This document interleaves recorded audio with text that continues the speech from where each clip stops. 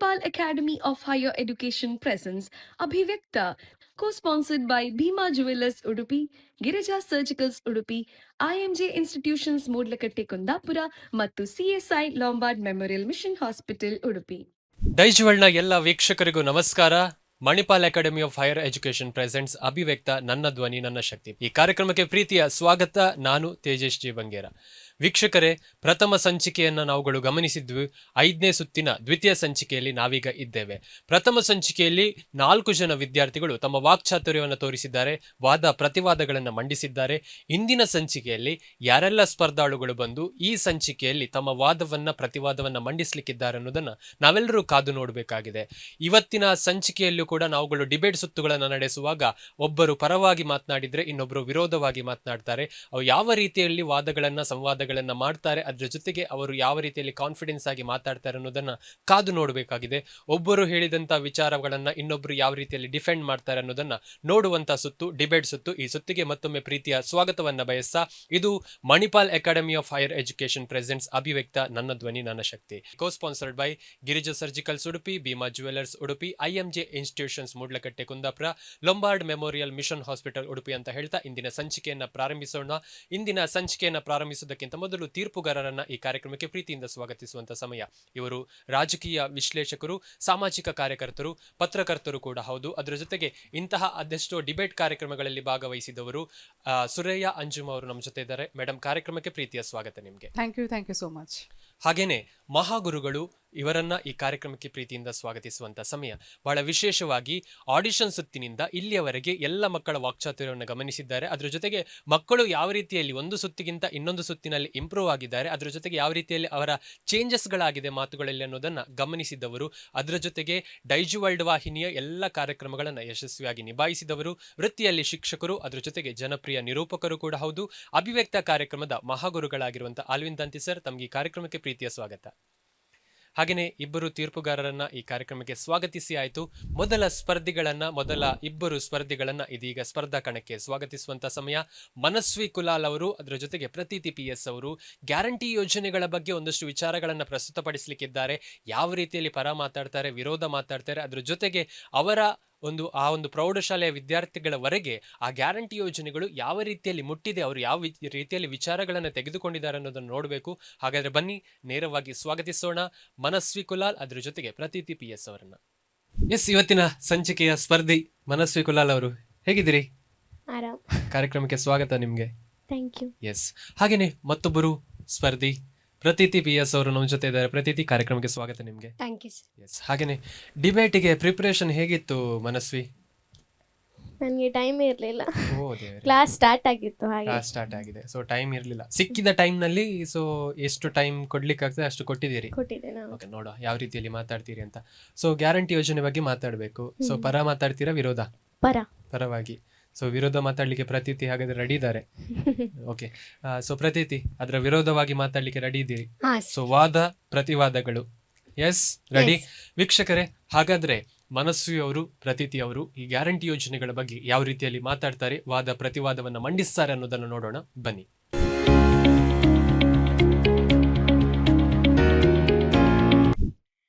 ಎಲ್ಲರಿಗೂ ನಮಸ್ಕಾರ. ನನ್ನ ಹೆಸರು ಮನಸ್ವಿ ಕುಲಾಲ್.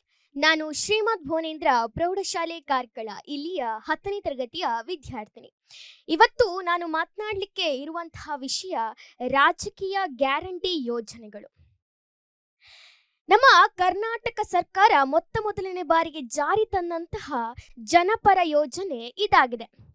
ಹೆಚ್ಚುತ್ತಿರುವಂತಹ ದಿನಸಿ ಸಾಮಗ್ರಿಗಳ ಬೆಲೆಯಿಂದ ಬಡ ಕುಟುಂಬಗಳು ಯಾವ ರೀತಿ ಶೋಷಣೆಗೆ, ಯಾವ ಒಂದು ಸಮಸ್ಯೆಯನ್ನ ಎದುರಿಸ್ತಾ ಇದೆ ಅಂತ ಹೇಳಿ ನಾವು AC ರೂಮಲ್ಲಿ ಕೂತ್ಕೊಂಡು ಬಡವರು ಅಂದ್ರೆ ಹೀಗೆ, ಬಡವರು ಅಂತ ಅಂದ್ರೆ ಹಾಗೆ ಅಂತ ಕಲ್ಪನೆಯಲ್ಲೇ ಯೋಜನೆಗಳನ್ನ ಸೃಷ್ಟಿಸೋದಲ್ಲ. ಕಾರಿಂದ ಕೆಳಗಿಳಿದು ಪಟ್ಟಣಕ್ಕೆ ಬಂದು, ಪಟ್ಟಣದಿಂದ ಹಳ್ಳಿಗೆ ಬಂದು, ಹಳ್ಳಿಯಲ್ಲಿ ಬಡವರ ಗುಡಿಸಲಿಗೆ, ಬಡವರ ಮನೆಗೆ ಬಂದಾಗ ಮಾತ್ರ ಗೊತ್ತಾಗ್ತದೆ ಬಡವರು ಅಂದ್ರೆ ಏನು, ಅವರು ಯಾವ ರೀತಿಯ ಸಮಸ್ಯೆಗಳನ್ನ ಎದುರಿಸ್ತಾ ಇದ್ದಾರೆ ಅಂತ. ಅದಕ್ಕಾಗಿ ಸರ್ಕಾರ ಹಲವಾರು ಯೋಜನೆಗಳನ್ನ ಜಾರಿಗೆ ತಂದಿದೆ. ಮೊದಲನೇದಾಗಿ ಅನ್ನಭಾಗ್ಯ. ಅನ್ನಭಾಗ್ಯ ಅಂತ ಹೇಳಿದ್ರೆ ಉಚಿತವಾಗಿ ಅನ್ನವನ್ನ ನೀಡುವಂಥದ್ದು. ಅದೆಷ್ಟೋ ಬಡ ಕುಟುಂಬಗಳು ಒಂದು ತುತ್ತು ಅನ್ನಕ್ಕೋಸ್ಕರ ಎಷ್ಟು ಕಷ್ಟಪಡ್ತಾರೆ ಅನ್ನೋದನ್ನ ನಾವು ನೋಡ್ತಾ ಇದ್ದೇವೆ. ಈ ಒಂದು ಯೋಜನೆಯಿಂದ ಬಹುಶಃ ಹಲವಾರು ಬಡ ಕುಟುಂಬಗಳು ಹೊಟ್ಟೆ ತುಂಬ ಊಟ ಮಾಡಿ ಕಣ್ತುಂಬ ನಿದ್ದೆಯನ್ನ ಮಾಡ್ತಾ ಇದೆ. ಅಷ್ಟೇ ಯಾಕೆ, ನಮ್ಮ ರೈತರು ನಮ್ಮ ದೇಶದ ಬೆನ್ನೆಲುಬು ಅಂತ ನಾವು ಏನು ಹೇಳ್ತೇವೆ, ಅವರೇ ಹಸಿವೆಯಿಂದ ಮಲ್ಕೊಂಡ್ರೆ ನಮ್ಮ ದೇಶದ ಪರಿಸ್ಥಿತಿ ಏನು? ಈ ಒಂದು ಯೋಜನೆಯಿಂದ ರೈತರು ಕೂಡ ಹೊಟ್ಟೆ ತುಂಬ ಊಟ ಮಾಡಿ ಕಣ್ತುಂಬ ನಿದ್ದೆಯನ್ನ ಮಾಡುವಂತಹ ಒಂದು ಒಳ್ಳೆ ಕೆಲಸವನ್ನ ನಮ್ಮ ಸರ್ಕಾರ ಮಾಡಿದೆ. ಇನ್ನು ಎರಡನೇ ಯೋಜನೆ ಏನಪ್ಪಾ ಅಂತ ಹೇಳಿದ್ರೆ ಗೃಹಲಕ್ಷ್ಮಿ. ಗೃಹಲಕ್ಷ್ಮಿ ಅಂತ ಹೇಳಿದ್ರೆ ಮನೆಯ ಸ್ತ್ರೀಯರಿಗೆ ತಿಂಗಳಿಗೆ 2,000 ರೂಪಾಯಿಗಳನ್ನ ಕೊಡೋದ್ರಿಂದ ಒಂದು ಹೆಣ್ಣು ಕೂಡ ತನ್ನ ಕಾಲಲ್ಲಿ ತಾನು ನಿಲ್ಲುವಂತಹ ಒಂದು ಧೈರ್ಯವನ್ನ ಸರ್ಕಾರ ಅವಳಿಗೆ ಕೊಟ್ಟಿದೆ. ಎಲ್ಲದಕ್ಕೂ ಕೂಡ ಗಂಡನನ್ನ ಅವಲಂಬಿತಳಾಗಿ, ಎಲ್ಲದಕ್ಕೂ ತಂದೆಯನ್ನು ಅವಲಂಬಿತಳಾಗಿ ಇರ್ತಾಳೆ. ಈ ಒಂದು ಯೋಜನೆಯಿಂದ ಬಹುಶಃ ನಾನು ಕೂಡ ಧೈರ್ಯದಿಂದ ನಿಲ್ಲಬೇಕು, ನಾನು ಕೂಡ ನನ್ನ ಕಾಲಿನಲ್ಲಿ ನಾನು ನಿಲ್ಲಬೇಕು ಅಂತ ಅವಳಿಗೆ ಆ ಒಂದು ಮನಸ್ಥಿತಿ ಬರ್ತದೆ. ಇನ್ನು ಮೂರನೇ ಯೋಜನೆ ಯಾವುದು ಅಂತ ಕೇಳಿದ್ರೆ ಗೃಹ ಜ್ಯೋತಿ ಅಂತ ಹೇಳಿದ್ರೆ ಮನೆಗೆ ವಿದ್ಯುತ್ ಸೌಲಭ್ಯ, ಉಚಿತವಾದಂತಹ ವಿದ್ಯುತ್ಗಳನ್ನ ಸರ್ಕಾರ ನೀಡ್ತಾ ಇದೆ. ಆದ್ರಿಂದ ಬಡವರು ಕೂಡ ಆ ಒಂದು ವಿದ್ಯುತ್ತಿಗೆ ಕಟ್ಟುವಂತಹ ಒಂದು ಹಣವನ್ನ ಸೇವಿಂಗ್ಸ್ ಮಾಡ್ತಾರೆ. ಇನ್ನು ಶಕ್ತಿ ಯೋಜನೆ ಅಂತ ಹೇಳಿದ್ರೆ ಉಚಿತವಾದಂತಹ ಬಸ್. ಸ್ತ್ರೀಯರು ಏನಾದ್ರೂ ಅರ್ಜೆಂಟ್ ಆಗಿ ಹೋಗ್ಬೇಕು ಅಂತ ಇದ್ರೆ ತಂದೆಯನ್ನ ಹಣ ಕೇಳುವಂಥದ್ದು ಅಥವಾ ಗಂಡನನ್ನ ಹಣ ಕೇಳುವಂಥದ್ದು, ಈ ಒಂದು ಯೋಜನೆಯಿಂದ ಬಹುಶಃ ಹೆಣ್ಣು ಕೂಡ ಧೈರ್ಯದಿಂದ ನಾನು ಹೋಗ್ತೇನೆ ಅನ್ನುವಂಥ ಧೈರ್ಯ ಮನಸ್ಥಿತಿ ಅವಳಿಗೆ ಬರ್ತದೆ. ಇನ್ನು ಯುವ ನಿಧಿ ಅಂತ ಹೇಳಿದ್ರೆ ಗ್ರಾಜ್ಯುಯೇಟ್ ಆದವರು, ಎಲ್ಲ ಕಲ್ತಾದ ನಂತರ ಕೆಲಸ ಇರದೇ ಇರುವವರಿಗೆ ಕೆಲಸವನ್ನ ಹುಡುಕುವಂತಹ ಒಂದು ಯೋಜನೆ ಇದು ಕೊಡ್ತಾ ಇದೆ. ಅದೇ ರೀತಿ ಕೆಲಸ ಇಲ್ಲದವರಿಗೆ 1,500 ರೂಪಾಯಿಗಳನ್ನ ಮೊತ್ತವನ್ನ ನೀಡ್ತಾ ಇದೆ. ಎಲ್ಲ ಯೋಜನೆಗಳಿಂದ ನಮ್ಮ ಬಡ ಕುಟುಂಬಗಳೇನಿದೆ ಅದರ ಸ್ಥಿತಿ ಈಗ ಬದಲಾಗಿದೆ. ಎಲ್ಲ ಯೋಜನೆಗಳಿಂದ ಎಲ್ಲ ಕುಟುಂಬಗಳು ಕೂಡ ಅದನ್ನ ಉಪಯೋಗಿಸಿ ಬಹಳ ಸಂತೋಷದಿಂದ ಈಗ ಜೀವನ ಮಾಡ್ತಾ ಇದೆ ಅಂತ ಹೇಳ್ತಾ ನನ್ನ ಮಾತುಗಳನ್ನು ಮುಗಿಸ್ತೇನೆ. ಧನ್ಯವಾದಗಳು. ವೀಕ್ಷಕರೇ, ಮನಸ್ವಿ ಕುಲಾಲ್ ಅವರು ಗ್ಯಾರಂಟಿ ಯೋಜನೆಯ ಪರವಾಗಿ ತಮ್ಮ ವಾದವನ್ನ ಮಂಡಿಸಿದ್ರೆ, ಸೊ ಈಗ ಅದರ ವಿರೋಧವಾಗಿ ಪ್ರತೀತಿ ಅವರು ರೆಡಿಯಾಗಿ ನಿಂತಿದ್ದಾರೆ. ಸೊ ಮನಸ್ವಿ ಅವರು ಏನು ಹೇಳಿದ್ದಾರೆ ಅದನ್ನೆಲ್ಲವನ್ನ ಪಾಯಿಂಟ್ ಮಾಡ್ಕೊಂಡಿದ್ದಾರೆ. ಸೊ ಅದರ ವಿರೋಧ ಮಾತಾಡ್ತಾರಾ ಅಥವಾ ಅವರು ಯಾವ ರೀತಿಯಲ್ಲಿ ಪ್ರಿಪೇರ್ ಆಗಿ ಬಂದಿದ್ದಾರೆ ಈ ವಿಷಯದ ಕುರಿತಾಗಿ ಮಾತಾಡ್ಲಿಕ್ಕೆ ಅಂತ. ಎಸ್, ಹಾಗಾದ್ರೆ ಬನ್ನಿ ಪ್ರತೀತಿ PS ಅವರ ಪ್ರತಿ ವಾದವನ್ನ ಕೇಳೋಣ ಬನ್ನಿ. ಎಲ್ಲರಿಗೂ ನಮಸ್ಕರಿಸುತ್ತಾ, ಜಾರ್ಜ್ ಬರ್ನಾರ್ಡ್ ಶಾರ್ ಅವರು ಪ್ರಜಾಪ್ರಭುತ್ವದ ಬಗ್ಗೆ ಒಂದು ವ್ಯಾಖ್ಯಾನವನ್ನ ನೀಡಿದ್ದಾರೆ. ಪ್ರಜಾಪ್ರಭುತ್ವ ಎಂದರೆ ಜನರಿಂದ ದೂರ ಇರುವ, ಜನರ ಕೈಗೆಟುಕದ ಮತ್ತು ಜನರನ್ನ ಕೊಳ್ಳುವ ಸರಕಾರವೇ ಪ್ರಜಾಪ್ರಭುತ್ವ ಎಂದಿದ್ದಾರೆ. ಇಂದು ಅವರ ಮಾತು ಅಕ್ಷರಶಃ ಸತ್ಯವಾಗ್ತಾ ಇದೆ. ಯಾಕಂದ್ರೆ ಇತ್ತೀಚಿನ ದಿನಗಳಲ್ಲಿ ರಾಜಕೀಯ ಪಕ್ಷಗಳು ಜನರ ಮತಗಳನ್ನ ಸೆಳೆಯುವ ಉದ್ದೇಶದಿಂದ ಈ ರಾಜಕೀಯ ಗ್ಯಾರಂಟಿ ಯೋಜನೆಗಳನ್ನ ರೂಪಿಸುತ್ತಿವೆ. ಇಂದು ನಾನು ಈ ರಾಜಕೀಯ ಗ್ಯಾರಂಟಿ ಯೋಜನೆಗಳ ವಿರುದ್ಧವಾಗಿ ನನ್ನ ವಾದಗಳನ್ನ ತಮ್ಮ ಮುಂದೆ ಮಂಡಿಸಲು ಇಷ್ಟಪಡುತ್ತೇನೆ. ಈ ರಾಜಕೀಯ ಪಕ್ಷಗಳು ಈ ಗ್ಯಾರಂಟಿ ಯೋಜನೆಗಳ ಮೂಲಕ ಜನರ ಮತಗಳನ್ನ ಖರೀದಿಸುತ್ತಿದೆಯೇ ಹೊರತು ಮತಗಳನ್ನ ಗಳಿಸುತ್ತಿಲ್ಲ. ಉಚಿತ ಎಂಬ ಪದ ಕೇಳಲು ಸಿಹಿಯಾಗಿರಬಹುದು, ಆದರೆ ಅದರ ಪರಿಣಾಮ ಎಷ್ಟು ಕಹಿಯಾಗಿರುತ್ತದೆ ಎಂಬುದನ್ನು ನಾವು ಅರಿಯಬೇಕಿದೆ. ಈ ಉಚಿತ ಗ್ಯಾರಂಟಿ ಯೋಜನೆಗಳು ಸರ್ಕಾರದ ಆರ್ಥಿಕ ಸ್ಥಿತಿಗೆ ದೊಡ್ಡ ಹೊರೆಯನ್ನ ಉಂಟು ಮಾಡುತ್ತದೆ. ಸರ್ಕಾರ ಜನರ ತೆರಿಗೆ ಹಣದಿಂದಲೇ ಈ ಎಲ್ಲ ಯೋಜನೆಗಳನ್ನ ಜಾರಿಗೊಳಿಸುತ್ತಿದೆ. ಉಚಿತ ಬಸ್ ಪ್ರಯಾಣ, ಉಚಿತ ವಿದ್ಯುತ್, ಉಚಿತ ವಸ್ತುಗಳಿಗಾಗಿ ಸಾವಿರಾರು ಕೋಟಿ ರೂಪಾಯಿ ಖರ್ಚು ಮಾಡುತ್ತಿದೆ. ಇದರಿಂದ ಸರ್ಕಾರದ ಸಾಲ ಹೆಚ್ಚಾಗುತ್ತಿದೆ. ಇದು ಆರ್ಥಿಕತೆಗೆ ದುಷ್ಪರಿಣಾಮ ಬೀರುತ್ತಿದೆ. ಈ ಉಚಿತ ಗ್ಯಾರಂಟಿ ಯೋಜನೆಗಳು ಜನರಲ್ಲಿ ದುಡಿಯುವ ಮನೋಭಾವನೆಯನ್ನು ಕಡಿಮೆ ಮಾಡುತ್ತಿದೆ. ಪ್ರತಿಯೊಂದನ್ನು ಉಚಿತವಾಗಿ ಪಡೆಯುವ ಅಭ್ಯಾಸ ಬೆಳೆದರೆ ಸ್ವಾವಲಂಬನೆಯ ಮನೋಭಾವನೆ ಕುಂದುತ್ತದೆ. ಇದರಿಂದ ಶ್ರಮವೇ ಶ್ರೇಷ್ಠ ಎಂಬ ಮೌಲ್ಯ ಕಡಿಮೆ ಆಗುತ್ತದೆ. ದೇಶದ ಪ್ರಗತಿಗೆ ದುಡಿಯುವ ಜನ ಅಗತ್ಯ ಹೊರತು ಉಚಿತ ನಿರೀಕ್ಷೆಯಲ್ಲಿರುವ ಜನ ಅಲ್ಲ. ಚುನಾವಣೆಯ ಸಂದರ್ಭಗಳಲ್ಲಿ ಅನೇಕ ಭರವಸೆಗಳನ್ನು ನೀಡುವ ಮೂಲಕ ಜನಮನ ಗೆಲ್ಲಲು ಪ್ರಯತ್ನಿಸುತ್ತಾರೆ. ಆದರೆ ಇದು ಆರೋಗ್ಯಕರ ಪ್ರಜಾಪ್ರಭುತ್ವಕ್ಕೆ ಒಳ್ಳೆಯದಲ್ಲ. ರಾಜಕೀಯ ಪಕ್ಷಗಳು ಈ ಗ್ಯಾರಂಟಿ ಯೋಜನೆಗಳ ಮೂಲಕ ಜನರ ಮತಗಳನ್ನ ಖರೀದಿಸುತ್ತಿದೆ. ಇದು ನಮ್ಮ ಪ್ರಜಾಪ್ರಭುತ್ವವನ್ನ ಮತ್ತಷ್ಟು ದುರ್ಬಲಗೊಳಿಸುತ್ತಿದೆ. ಈ ರಾಜಕೀಯ ಗ್ಯಾರಂಟಿ ಯೋಜನೆಗಳಿಂದಾಗಿ ಅಭಿವೃದ್ಧಿ ಯೋಜನೆಗಳಿಗೆ ಹಣದ ಕೊರತೆ ಉಂಟಾಗುತ್ತಿದೆ.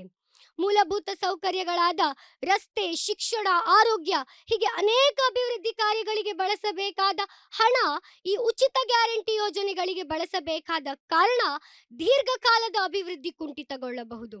ಉದಾಹರಣೆಗೆ, ನಮ್ಮ ಕರ್ನಾಟಕದ ಒಟ್ಟು ಬಜೆಟ್ನ 20% ಉಚಿತ ಗ್ಯಾರಂಟಿ ಯೋಜನೆಗಳಿಗೆ ಬಳಸಬೇಕಾದ ಅನಿವಾರ್ಯತೆ ಇದೆ. ಇದರಿಂದ ನಮ್ಮ ಕರ್ನಾಟಕದ ಅಭಿವೃದ್ಧಿಗೆ ಧಕ್ಕೆ ಉಂಟಾಗಬಹುದು. ಕೆಲವೊಂದು ಸಂದರ್ಭಗಳಲ್ಲಿ ಬಡವರಿಗೆ ಸಿಗಬೇಕಾದ ಸೌಲಭ್ಯಗಳು ಅವರಿಗೆ ತಲುಪದೆ ಅರ್ಹತೆ ಇಲ್ಲದವರು ಅದನ್ನು ಉಪಯೋಗಿಸಿಕೊಳ್ಳುತ್ತಾರೆ. ಇದರಿಂದ ಸಾಮಾಜಿಕ ನ್ಯಾಯಕ್ಕೆ ಧಕ್ಕೆ ಉಂಟಾಗಬಹುದು. ಈ ರಾಜಕೀಯ ಗ್ಯಾರಂಟಿ ಯೋಜನೆಗಳಿಂದಾಗಿ ಖಾಸಗಿ ಹೂಡಿಕೆ ಮತ್ತು ಸ್ಪರ್ಧೆಗೆ ಹಾನಿ ಉಂಟಾಗುತ್ತದೆ. ಸರ್ಕಾರ ಉಚಿತ ಸೇವೆಗಳನ್ನು ನೀಡಿದರೆ ಖಾಸಗಿ ಸಂಸ್ಥೆಗಳ ಸ್ಪರ್ಧಾತ್ಮಕತೆ ಕಡಿಮೆಯಾಗುತ್ತದೆ ಮತ್ತು ಖಾಸಗಿ ಬಂಡವಾಳ ಹೂಡಿಕೆ ಕುಂಠಿತಗೊಂಡು ಉದ್ಯಮ ವೃದ್ಧಿಗೆ ಹಾನಿ ಉಂಟಾಗುವ ಸಾಧ್ಯತೆ ಇದೆ. ಒಟ್ಟಿನಲ್ಲಿ ಒಬ್ಬ ವ್ಯಕ್ತಿಗೆ ಒಂದು ಮೀನು ಕೊಟ್ಟರೆ ಅವನು ಒಂದು ದಿನ ಮಾತ್ರ ಬದುಕಬಹುದು. ಆದರೆ ಮೀನು ಹಿಡಿಯುವುದನ್ನು ಕಲಿಸಿಕೊಟ್ಟರೆ ಅವರು ಜೀವನ ಪೂರ್ತಿ ಬದುಕಬಹುದು.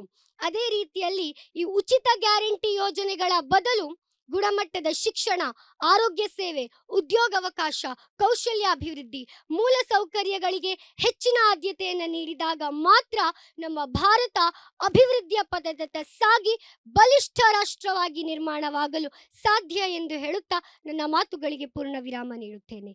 ಧನ್ಯವಾದಗಳು. Yes Alvin sir, yes sir.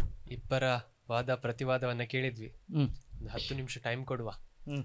ಏನು ಇನ್ನು ಚರ್ಚೆ ನಡೀತದಂತ ಕಾದು ನೋಡುವ. ಸೊ ಇಬ್ಬರ ಮಾತನ್ನ ಕೇಳಲಿಕ್ಕೆ ರೆಡಿಯಾಗಿ ನಿಂತಿದ್ದೇವೆ. ಸೊ ಇಬ್ರು ಕೂಡ ರೆಡಿ? ಮನಸ್ವಿ, ಪ್ರತೀತಿ? ಎಸ್, ಒಂದು 10 ನಿಮಿಷ ಟೈಮ್. ಸೊ ವಾದ ವಿವಾದ ಪ್ರತಿವಾದ ಸಂವಾದ ಎಲ್ಲವೂ ಕೂಡ. ಸೊ ಪ್ರಾರಂಭದಲ್ಲಿ ಅಲ್ವಿನ್ ಸರ್ ಹೇಳಿದರು ವಿವಾದ ಆಗಬಾರ್ದು, ವಾದ ಪ್ರತಿವಾದಗಳಿರಬೇಕು ಅಂತ. ಸೊ ಚರ್ಚೆ, ಹೆಲ್ದಿ ಆರ್ಗ್ಯುಮೆಂಟ್ಸ್ ಎಲ್ಲವೂ ಕೂಡ ಆಗಲಿ. ಸೊ ನೋಡೋ ಯಾವ ರೀತಿಯಲ್ಲಿ ಸಾಗಿ ಬರ್ತದಂತ ನಿಮ್ಮಿಬ್ಬರ ಡಿಬೇಟ್. Okay, yes, ready?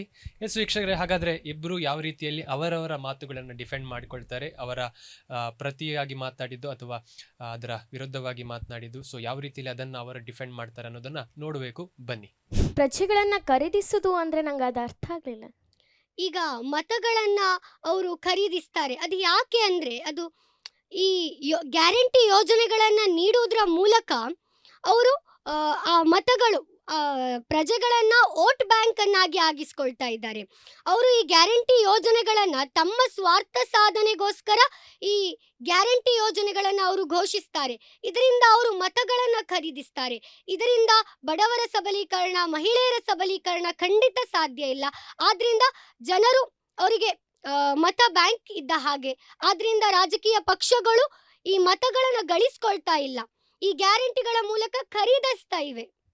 ಗ್ಯಾರಂಟಿಗಳಿಂದ ಖರೀದಿಸ್ತಾ ಇದೆ ಅಂತಲ್ಲ, ಬಡವರು ಇದ್ದಾರೆ.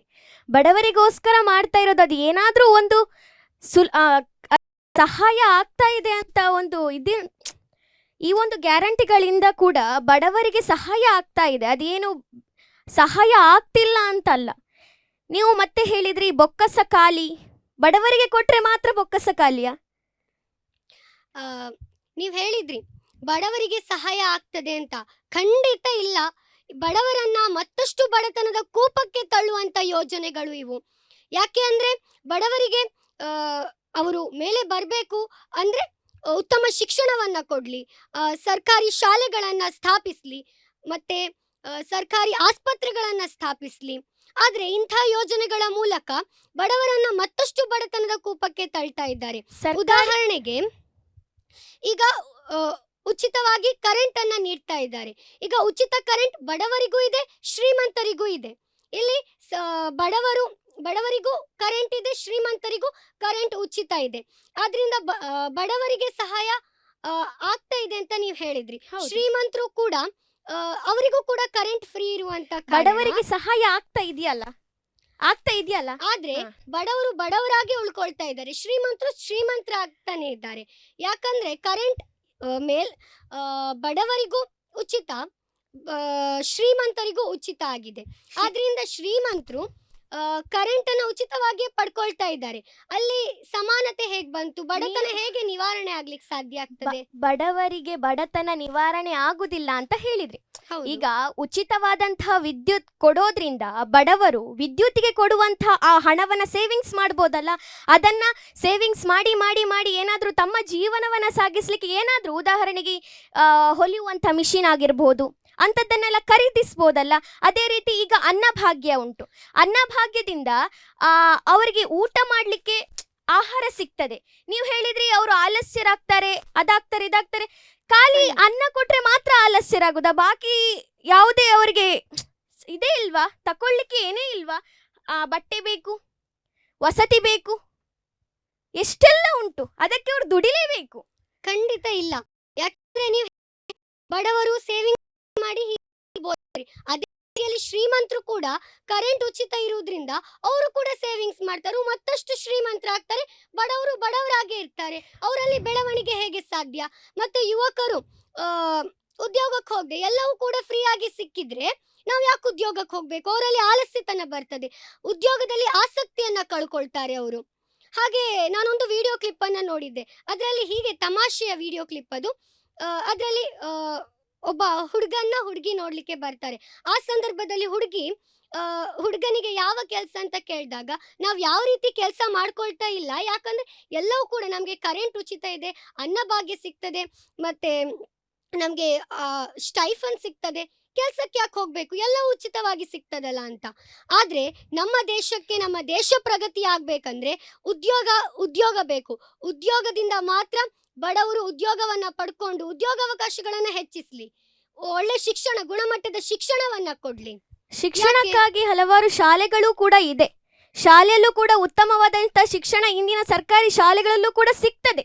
ಅದು ನಾವು ಈಗ ಯಾಕೆ 10th ಅಲ್ಲಿ ಸರ್ಕಾರಿ ಶಾಲೆಗಳಲ್ಲೂ ಕೂಡ ರ್ಯಾಂಕ್ ಪಡ್ಕೊಂಡಂಥ ವಿದ್ಯಾರ್ಥಿಗಳು ಕೂಡ ಇದ್ದಾರೆ.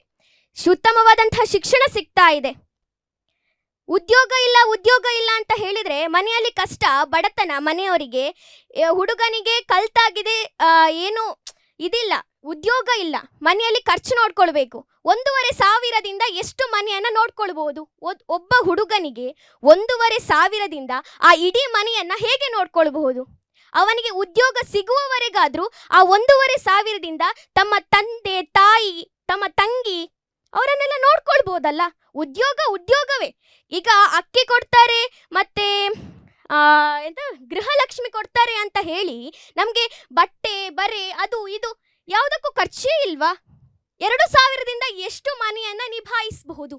ನೀವು ಹೇಳಿದ್ರಿ ಗೃಹಲಕ್ಷ್ಮಿ ಯೋಜನೆಯಿಂದ ಮಹಿಳೆಯರ ಸಬಲೀಕರಣ ಸಾಧ್ಯ ಅಂತ ಹೇಳಿದ್ರಿ. ಖಂಡಿತ ಮಹಿಳೆಯರ ಸಬಲೀಕರಣ ಸಾಧ್ಯ ಇಲ್ಲ. ಮಹಿಳೆಯರ ಸಬಲೀಕರಣ ಅಂದ್ರೆ ಏನು? ಸಬಲೀಕರಣ ಅಂದ್ರೆ ಒಬ್ಬ ಮಹಿಳೆ ತನ್ನ ಕಾಲ್ ಮೇಲೆ ತಾನೇ ನಿಂತ್ಕೊಂಡು ದುಡಿಯುವಂತ ಶಕ್ತಿ ಬೇಕು. ಈ ರೀತಿ ಸರ್ಕಾರದ ಯೋಜನೆಗಳ ಮೇಲೆ ಅವಲಂಬಿತರಾಗಿರ್ಲಿಕ್ಕೆ ಅಲ್ಲ. ಒಬ್ಬ ಮಹಿಳೆಗೆ ಕೊಡುವಂತ 2,000 ಆಗಿರ್ಬಹುದು, ಅಥವಾ ಈ ಉಚಿತ ಬಸ್ ಪ್ರಯಾಣ ಹೇಳಿದ್ರಿ, ಅದು ಪ್ರತಿಯೊಬ್ಬರಿಗೂ ಉಚಿತ ಬಸ್ ಪ್ರಯಾಣ ಇದೆ. ಒಬ್ಬ ಸಾಮರ್ಥ್ಯ ಇಲ್ಲದವನು, ಒಬ್ಬ ಸಾಮರ್ಥ್ಯ ಇದ್ದವರಿಗೂ, ಎಲ್ಲರಿಗೂ ಒಂದೇ ರೀತಿ ಆದ್ರೆ ಇಲ್ಲಿ ಸಬಲೀಕರಣ ಹೇಗೆ ಸಾಧ್ಯ ಆಗ್ತದೆ? ಅಭಿವೃದ್ಧಿ ಹೇಗೆ ಸಾಧ್ಯ ಆಗ್ತದೆ? ಮಹಿಳೆಯರಿಗೆ ಕೊಡ್ಲೇಬೇಕು. ಏನಾದ್ರೂ ಇಂಥ ಯೋಜನೆಗಳಿಗಿಂತ ಮಹಿಳೆಯರಿಗೆ ರಾಜಕೀಯದಲ್ಲಿ ಮೀಸಲಾತಿಯನ್ನ ಕೊಡ್ಲಿ, ಅವರಿಗೆ ಉದ್ಯೋಗಾವಕಾಶಗಳನ್ನ ಕಲ್ಪಿಸಿ ಕೊಡ್ಲಿ. ಯಾಕೆ ಈ ಗೃಹಲಕ್ಷ್ಮಿ ಯೋಜನೆ ಆಗಿರ್ಬೋದು, ಅಥವಾ ಅವರಿಗೆ ತಿಂಗಳು 2,000 ಕೊಡ್ತಾರೆ, ಕೇವಲ ಅವರು ಸರ್ಕಾರದ ಮೇಲೆ ಅವಲಂಬಿತರಾಗಿರೋದಿಲ್ಲ. 2,000 ಕೊಟ್ಟದ್ದ ಹಣವನ್ನ ಅವರು ಸೇವಿಂಗ್ಸ್ ಮಾಡಿಟ್ಕೊಂಡ್ರೆ ಅವರ ಕಾಲಲ್ಲಿ ಅವರು ನಿಲ್ಲುವಂತಹ ಸಾಮರ್ಥ್ಯ ಅವರಿಗಿದೆ. ಅದೇ ರೀತಿ ಈಗ ಉಚಿತ ಬಸ್ ಪ್ರಯಾಣ ಏನಿದೆ, ಅವರು ಬಸ್ಸಿಗೆ ತೀರ್ಥಯಾತ್ರೆಗೆಲ್ಲ ಹೆಣ್ಣು ಮಕ್ಕಳಿಗೆ ಹೋಗೋದು ಬಹಳ ಕಷ್ಟ. ಯಾಕಂತ ಹೇಳಿದ್ರೆ ಹೋಗ್ಲಿಕ್ಕೆ ಬರ್ಲಿಕ್ಕೆ ತುಂಬಾ ಖರ್ಚಾಗ್ತದೆ. ಅವರು ಇಫ್ ಇನ್ ಕೇಸ್ ಅಲ್ಲಿ ಫ್ರೀ ಇದ್ರೆ ಹೋಗುವಾಗ ಖರ್ಚಿಲ್ಲ, ಬರುವಾಗ ಖರ್ಚಿಲ್ಲ, ಅಲ್ಲಿ ಹಾಕುವಂತ ಹಣವನ್ನ ಸೇವಿಂಗ್ಸ್ ಮಾಡಿ ಇಟ್ಕೊಂಡ್ರೆ ಅವರು ಅವರ ಕಾಲಲ್ಲಿ ನಿಲ್ಬಹುದು. ಯಾರಿಗೂ ಕೂಡ ಡಿಪೆಂಡ್ ಆಗುವ ಅವಶ್ಯಕತೆ ಇಲ್ಲ. ಆ ಒಂದು ಸೇವಿಂಗ್ಸ್ ಮಾಡಿಕೊಂಡು ಅವರ ಕಾಲಲ್ಲಿ ನಿಲ್ಲುವಂತ ಯಾವುದಾದ್ರೂ ಒಂದು ಉದ್ಯೋಗವನ್ನ ಮಾಡ್ಕೊಳ್ಬಹುದು. ಸಾಮರ್ಥ್ಯ ಇಲ್ಲದವರಿಗೂ ಸಾಮರ್ಥ್ಯ ಇದ್ದವರಿಗೂ ಎಲ್ಲರಿಗೂ ಕೂಡ ಬಸ್ನಲ್ಲಿ ಉಚಿತ ಸೇವೆ ಇದೆ. ಹಾಗಾದ್ರೆ ಎಲ್ಲರಿಗೂ ಉಚಿತ ಸೇವೆ ಇದ್ರೆ ಇಲ್ಲಿ ಸಾಮರ್ಥ್ಯ ಇಲ್ಲದವರಿಗೂ ಮತ್ತೆ ಸಾಮರ್ಥ್ಯ ಇದ್ದವರಿಗೂ ಏನು ವ್ಯತ್ಯಾಸ ಇರ್ತದೆ? ಎಲ್ಲಿ ಸಮಾಜದಲ್ಲಿ ಸಮಾನತೆ ಸಾಧಿಸಲಿಕ್ಕೆ ಸಾಧ್ಯ ಆಗ್ತದೆ? ಸರಿ. ಈಗ ನಾವು ಟಾಪಿಕ್ ಕೊಟ್ಟದ್ದು ಕರ್ನಾಟಕ ಸರ್ಕಾರದ ಉಚಿತ ಗ್ಯಾರಂಟಿಗಳ ಅಥವಾ ರಾಜಕೀಯದಲ್ಲಿ ಉಚಿತ ಗ್ಯಾರಂಟಿಗಳು ಮನಸ್ವಿ? ರಾಜಕೀಯ. ನೀವು ಕರ್ನಾಟಕದ ಬಗ್ಗೆ ಮಾತನಾಡಿದಿರಿ. ಈಗ ಮೊನ್ನೆ ತಮಿಳುನಾಡಿನಲ್ಲಿ AIDMK DMK ಪಕ್ಷಗಳು ಇದ್ದೂ ಕೂಡ ಒಂದು ಹೊಸ ಪಕ್ಷ ಆಡಳಿತ ರೂಢಿಯಾಗಿ ಬಂದಿದೆ. ಜೋಸೆಫ್ ವಿಜಯ್ ಅವರು ಮುಖ್ಯಮಂತ್ರಿ ಆಗಿದ್ದಾರೆ. ಅವರು ಜನರಿಗೆ ಕೊಟ್ಟಂಥ ಗ್ಯಾರಂಟಿಗಳು, ಆಶ್ವಾಸನೆಗಳು ಏನಾದರೂ ಗೊತ್ತಾ ನಿಮಗೆ? ಯಾವುದು ಗೊತ್ತಿಲ್ಲ. ನೀವು ಖಾಲಿ ಸಿದ್ದರಾಮಯ್ಯ ಸರ್ಕಾರ ಮಾತ್ರ ನೋಡಿದ್ರಿ. ಡೆಲ್ಲಿಯಲ್ಲಿ ಅರವಿಂದ್ ಕೇಜ್ರಿವಾಲ್ ಅಷ್ಟೆಲ್ಲ ಮಾಡಿಕೊಂಡು ರೇಖಾ ಗುಪ್ತಾ ಅವರು ಮುಖ್ಯಮಂತ್ರಿ ಆದರು. ಸೊ BJP ಕೊಟ್ಟಂತಹ ಆಶ್ವಾಸನೆಗಳು ಅಥವಾ ಉಚಿತ ಗ್ಯಾರಂಟಿಗಳು ಗೊತ್ತಾ? ಬೇಡ. ಇತ್ತೀಚೆಗೆ ಪಂಚರಾಜ್ಯ ಚುನಾವಣೆಗಳೇ ಆದವು. ವೆಸ್ಟ್ ಬೆಂಗಾಲ್, ಪಶ್ಚಿಮ ಬಂಗಾಳದಲ್ಲಿ BJP ಕೊಟ್ಟಂಥದ್ದು, ಅದಕ್ಕೆ ಸವಾಲೆಸೆದು ಮಮತಾ ಬ್ಯಾನರ್ಜಿ ಅವರು ಕೊಟ್ಟಂಥ ಉಚಿತ ಗ್ಯಾರಂಟಿಗಳು, ಇದರ ಬಗ್ಗೆ ಏನಾದರೂ ನಿಮ್ಗೆ ಗೊತ್ತಾ ಪ್ರತೀತಿ? ಹಾಂ ಸರ್. ವಿಜಯ್ ಅವರು ಏನು ಕೊಟ್ಟರು? ಬೇರೆ ಬೇರೆ ಕೊಟ್ಟಿದ್ದಾರೆ ಸರ್. ನಂಗೆ ಗೊತ್ತಿರುವಂಥದ್ದು, ಅವರು ಕೊಟ್ಟಂಥ ಎಲ್ಲ ಉಚಿತ ಗ್ಯಾರಂಟಿಗಳಿಗೆ ಒಟ್ಟು ತಮಿಳುನಾಡಿನಲ್ಲಿರುವ ಬಜೆಟ್ 4 ಲಕ್ಷ ಕೋಟಿ. ಅವ್ರು ಕೊಟ್ಟಿರುವಂಥ ಎಲ್ಲ ಉಚಿತ ಈ ಗ್ಯಾರಂಟಿ ಯೋಜನೆಗಳಿಗೆ 1 ಲಕ್ಷ ಕೋಟಿ ರೂಪಾಯಿ ಖರ್ಚಾಗ್ತದೆ. ಆದ್ರಿಂದ ಬರೀ ಗ್ಯಾರಂಟಿಗೆ ಇಷ್ಟು ಖರ್ಚಾದರೆ ಅಭಿವೃದ್ಧಿ ಹೇಗೆ ಸಾಧ್ಯ ಆಗ್ತದೆ? ನೀವು ಕೂಡ ಮಾತನಾಡುತ್ತಾ ಕರ್ನಾಟಕದ ರಾಜ್ಯವನ್ನು ಮಾತ್ರ ನೋಡಿಕೊಂಡ್ರಿ. ಕೊನೆಯಲ್ಲಿ ಒಂದು ವಾಕ್ಯ ಬಂತು. ಅದೇನಂತ ಹೇಳಿದ್ರೆ, ಈ ಗ್ಯಾರಂಟಿಗಳ ಬದಲಿಗೆ ಅದು ಏನು ಮೀನು ಹಿಡಿಯುವ ಒಂದು ದೃಷ್ಟಾಂತ ಕೊಟ್ರಿ. ನಾವು ಮೀನು ಕೊಡೋದಕ್ಕಿಂತ ಮೀನು ಹಿಡಿಯುವ ವಿದ್ಯೆಯನ್ನು ಕಲಿಸಬೇಕು ಅಂತ ಹೇಳಿ ಕೊನೆಯಲ್ಲಿ ಹೇಳಿದ್ರಿ. ಈ ರೀತಿಯಲ್ಲಿ ಮಾಡಿದರೆ ಭಾರತ ದೇಶದ ಅಭಿವೃದ್ಧಿ ಆಗ್ತದೆ ಅಂತ ಹೇಳಿ. ಓಕೆ, ಯಾಕೆ ನೀವು ಇಬ್ಬರು ಕೂಡ ರಾಜ್ಯದ ಒಳಗೆ ಇದ್ದೀರಿ, ರಾಜ್ಯದ ಹೊರಗೆ? ಈಗ ಕರ್ನಾಟಕ ರಾಜ್ಯ ಸರ್ಕಾರ ಇದನ್ನು ಮಾಡುವಾಗ ವಿರೋಧ ಪಕ್ಷದವರು ಇದನ್ನು ಬಿಟ್ಟಿ ಭಾಗ್ಯಗಳು ಅಂತ ಕರೆದರು. ಕರ್ನಾಟಕ ಇಲೆಕ್ಷನ್ ಆದ ಮೇಲೆ ಹಲವು ಕಡೆಯಲ್ಲಿ ಇಲೆಕ್ಷನ್ ಆಯಿತು. ಎಲ್ಲ ಕಡೆಗಳಲ್ಲಿ ಯಾರು ವಿರೋಧ ಮಾಡಿದ್ದಾರೆ ಅವರು ಕೂಡ ಬಿಟ್ಟಿ ಭಾಗ್ಯಗಳನ್ನೇ ಕೊಟ್ಟರು. ಅವಾಗ ಯಾರು ಮಾತನಾಡಲಿಲ್ಲ. ಈಗ ಒಟ್ಟಿನಲ್ಲಿ ಮನಸ್ವಿ ಅವರಿಗೆ ವಾದ ಮಂಡಿಸಲಿಕ್ಕಿತ್ತು. ನಿಮಗೆ 3 ನಿಮಿಷಗಳ ಅವಕಾಶ ಇತ್ತು. ನೀವು 2-2.5 ನಿಮಿಷದಲ್ಲಿ ಮುಗಿಸಿ. ಯಾಕೆ ಗ್ಯಾರಂಟಿಗಳ ವಿರೋಧವಾಗಿ ಇರ್ತೀರಾ ನೀವು ಮನಸ್ಸಿನೊಳಗೆ? ಸರ್ ಹಾಗಲ್ಲ, ನನಗೆ ಟೈಮ್ ಇರಲಿಲ್ಲ. ನಾನು ಟೈಮ್ ಇರ್ತಿದ್ರೆ ನಾನು ಮಾಡ್ತಿದ್ದೆ. ನನಗೆ ಕ್ಲಾಸ್ ಸ್ಟಾರ್ಟ್ ಆಗಿತ್ತು. ಅಲ್ಲಲ್ಲ, ನಾನು ಕೇಳುವಂಥದ್ದು, ನೀವು ಪರ ಇದ್ದೀರಾ ವಿರುದ್ಧ ಇದ್ದೀರಾ ಆಸ್ ಎ ಇಂಡಿವಿಜುವಲ್? ನಿಮ್ಮ ಪ್ರಕಾರ ಸರ್ ನಿಮಗೆ ಮಾತಾಡಲಿಕ್ಕಿದ್ದದ್ದು ಪರ, ಅದು ಬಿಡುವ, ಒಂದು ಸೈಡಿಗೆ ಇಡುವ. ಈಗ ಮನಸ್ವಿ ಕುಲಾಲ್ ಗ್ಯಾರಂಟಿಗಳ ಪರವ ವಿರೋಧವ? ಸರ್ ಅದು ಎರಡೂ ಇದೆ. ಹಣ ಇದ್ದವರು ಅದನ್ನು ಓವರಾಗಿ ತಗೊಳ್ತಾರೆ. ನೀವು ಪರ ಇದ್ದೀರಾ ವಿರುದ್ಧ ಇದ್ದೀರಾ? ಮನಸ್ಸು ನಿಮ್ಮ ಆತ್ಮಸಾಕ್ಷಿಯಾಗಿ ಹೇಳಿ ನನಗೆ. ಸರ್ ಬಡವರಿಗೆ ಸಹಾಯ ಆಗುದಾದ್ರೆ ಅದು ನಂಗೆ ಇಷ್ಟ. ಮತ್ತೆ ಶ್ರೀಮಂತರಿಗೆ ಅದು ಬೇಡ ಇತ್ತು ಅಂತ ನನ್ನದು ಒಂದು ಅಭಿಪ್ರಾಯ. ನಿಮ್ಮ ಇದು ಓಕೆ. ಈಗ ಆನ್ ಸ್ಕ್ರೀನ್ನಲ್ಲಿ ನಿಮಗೆ ಪರವಾಗಿ ಮಾತನಾಡಲಿಕ್ಕಿತ್ತು. ಏನಾದರೂ ಒತ್ತಡ ಇತ್ತಾ ಹೇಗೆ ಮಾತನಾಡೋದು ಅಂತ? ಇಲ್ಲ, ನಾನು ಅಂದರೆ ಶ್ರೀಮಂತರ ಬಗ್ಗೆ ಬಂದರೆ ಏನು ಹೇಳೋದು ಹಾಗೆಲ್ಲ ಇತ್ತು. ಬಡವರಿಗೆ ಅದು ಸರ್ಕಾರ ಗ್ಯಾರಂಟಿ ಯೋಜನೆ ಮಾಡಿರೋದೇ ಬಡವರಿಗೋಸ್ಕರ. ಬಡವರ ಅಭಿವೃದ್ಧಿ ಆದರೆ ನಮ್ಮ ದೇಶ ಅಭಿವೃದ್ಧಿ ಆದ ಹಾಗೆ. ಮಹಿಳೆಯರಿಗೆ ಅರ್ಜೆಂಟಾಗಿ ಹೊರಗೆ ಹೋಗಬೇಕಾದ್ರೆ ನಮ್ಮಲ್ಲಿ ಉಚಿತವಾಗಿ ಹೋಗ್ಬೋದು. ಅರ್ಜೆಂಟ್ನಲ್ಲಿ ಬಸ್ ಎಲ್ಲಿ ಸಿಗ್ತದೆ? ಶ್ರೀಮಂತರು ಸರ್ಕಾರಿ ಬಸ್ಸಿನಲ್ಲಿ ಹೋಗುವುದಿಲ್ಲ ಅಂತೇಳಿ ಯಾಕೆ ಬರಲಿಲ್ಲ ನಿಮಗೆ? ಅವ್ರು ಹೇಳಿದ್ರಲ್ಲ, ಪ್ರತೀತಿಯವರು ಹೇಳುವಾಗ ಶ್ರೀಮಂತರಿಗೂ ಕೂಡ ಒಂದೇ, ಬಡವರಿಗೂ ಕೂಡ ಒಂದೇ. ನೀವು ಮಹಿಳೆ ಆದರೆ ಸಾಕು, ನಿಮ್ಮ ಅದು ID ಕಾರ್ಡ್ ಆಧಾರ್ ಕಾರ್ಡ್ ತೋರಿಸಿದರೆ ನಿಮ್ಮನ್ನು ಕರ್ಕೊಂಡು ಹೋಗ್ತಾರೆ. ಓಕೆ, ಇಬ್ಬರಿಗೂ ಒಂದೇ ರೀತಿಯಲ್ಲಿ ಹೇಳುವಾಗ ನೀವು ಅಲ್ಲಿ ಕೇಳಬೇಕಿತ್ತಲ್ಲ. ಶ್ರೀಮಂತರು ಖಾಸಗಿ ಬಸ್ನಲ್ಲಿ ಹೋಗ್ತಾರೆ ಅಥವಾ ಪ್ರೈವೇಟ್ ವೆಹಿಕಲ್ನಲ್ಲಿ ಹೋಗ್ತಾರೆ, ಯಾರು ಸರ್ಕಾರಿ ಬಸ್ನಲ್ಲಿ ಹೋಗ್ತಾರೆ. ಆ ಒಂದು ದಾಟಿ ಬರಲಿಲ್ಲ, ಎಲ್ಲಿಯೋ ಒಂದು ಮಿಸ್ ಹೊಡಿತ ಆಗಿದೆ. ಪ್ರತೀತಿ, ಹಾಂ ಸರ್. ನೀನು ಕಗ್ಗನ ಪ್ರೀತಿಯವಳು, ಎಲ್ಲಿ ನಡುವೆ ಒಂದು ಕಗ್ಗ ಹಾಕ್ಬೋದಿತ್ತಲ್ಲ? ಹೌದು. ಹಾಕೋದಾದ್ರೆ ಯಾವುದು?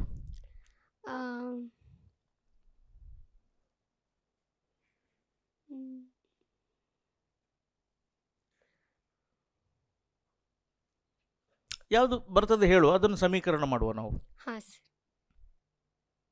ಬದುಕೊಂದು ಕದನವೆಂದಂಜಿ ಬಿಟ್ಟೋಡುವನು, ಬಿದಿಯ ಬಾಯಿಗೆ ಕವಳವಾಗ ದುಡಿವನೆ, ಎದೆಯನ್ನುಕ್ಕಾಗಿಸುತ್ತ ಮತಿಗದೆಯ ಪಿಡಿದು ನೀನೆದುರು ನಿಲೆ, ಬಿದಿಯೊಲೆವ ಮಂಕುತಿಮ್ಮ.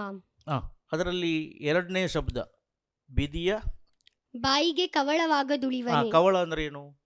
ಅಂದ್ರೆ ವಿಧಿಯು ಕೂಡ ನಮ್ಗೆ ಸಹಾಯ ಮಾಡುವುದಿಲ್ಲ. ಅಂದ್ರೆ ನಾವು ಬದುಕನ್ನ ಒಂದು ಕದನ, ನಾವು ಅಂತ ಬದುಕಿನ ಒಂದು ಯುದ್ಧದಲ್ಲಿ ನಾವು ಯಾವುದೇ ರೀತಿ ಭಯ ಪಡದೆ ಯೋಚಿಸಿ ನಾವು ನಿರ್ಧಾರಗಳನ್ನ ತಗೊಳ್ಬೇಕು. ಕವಳ ಅಂದ್ರೆ ಆಹಾರ.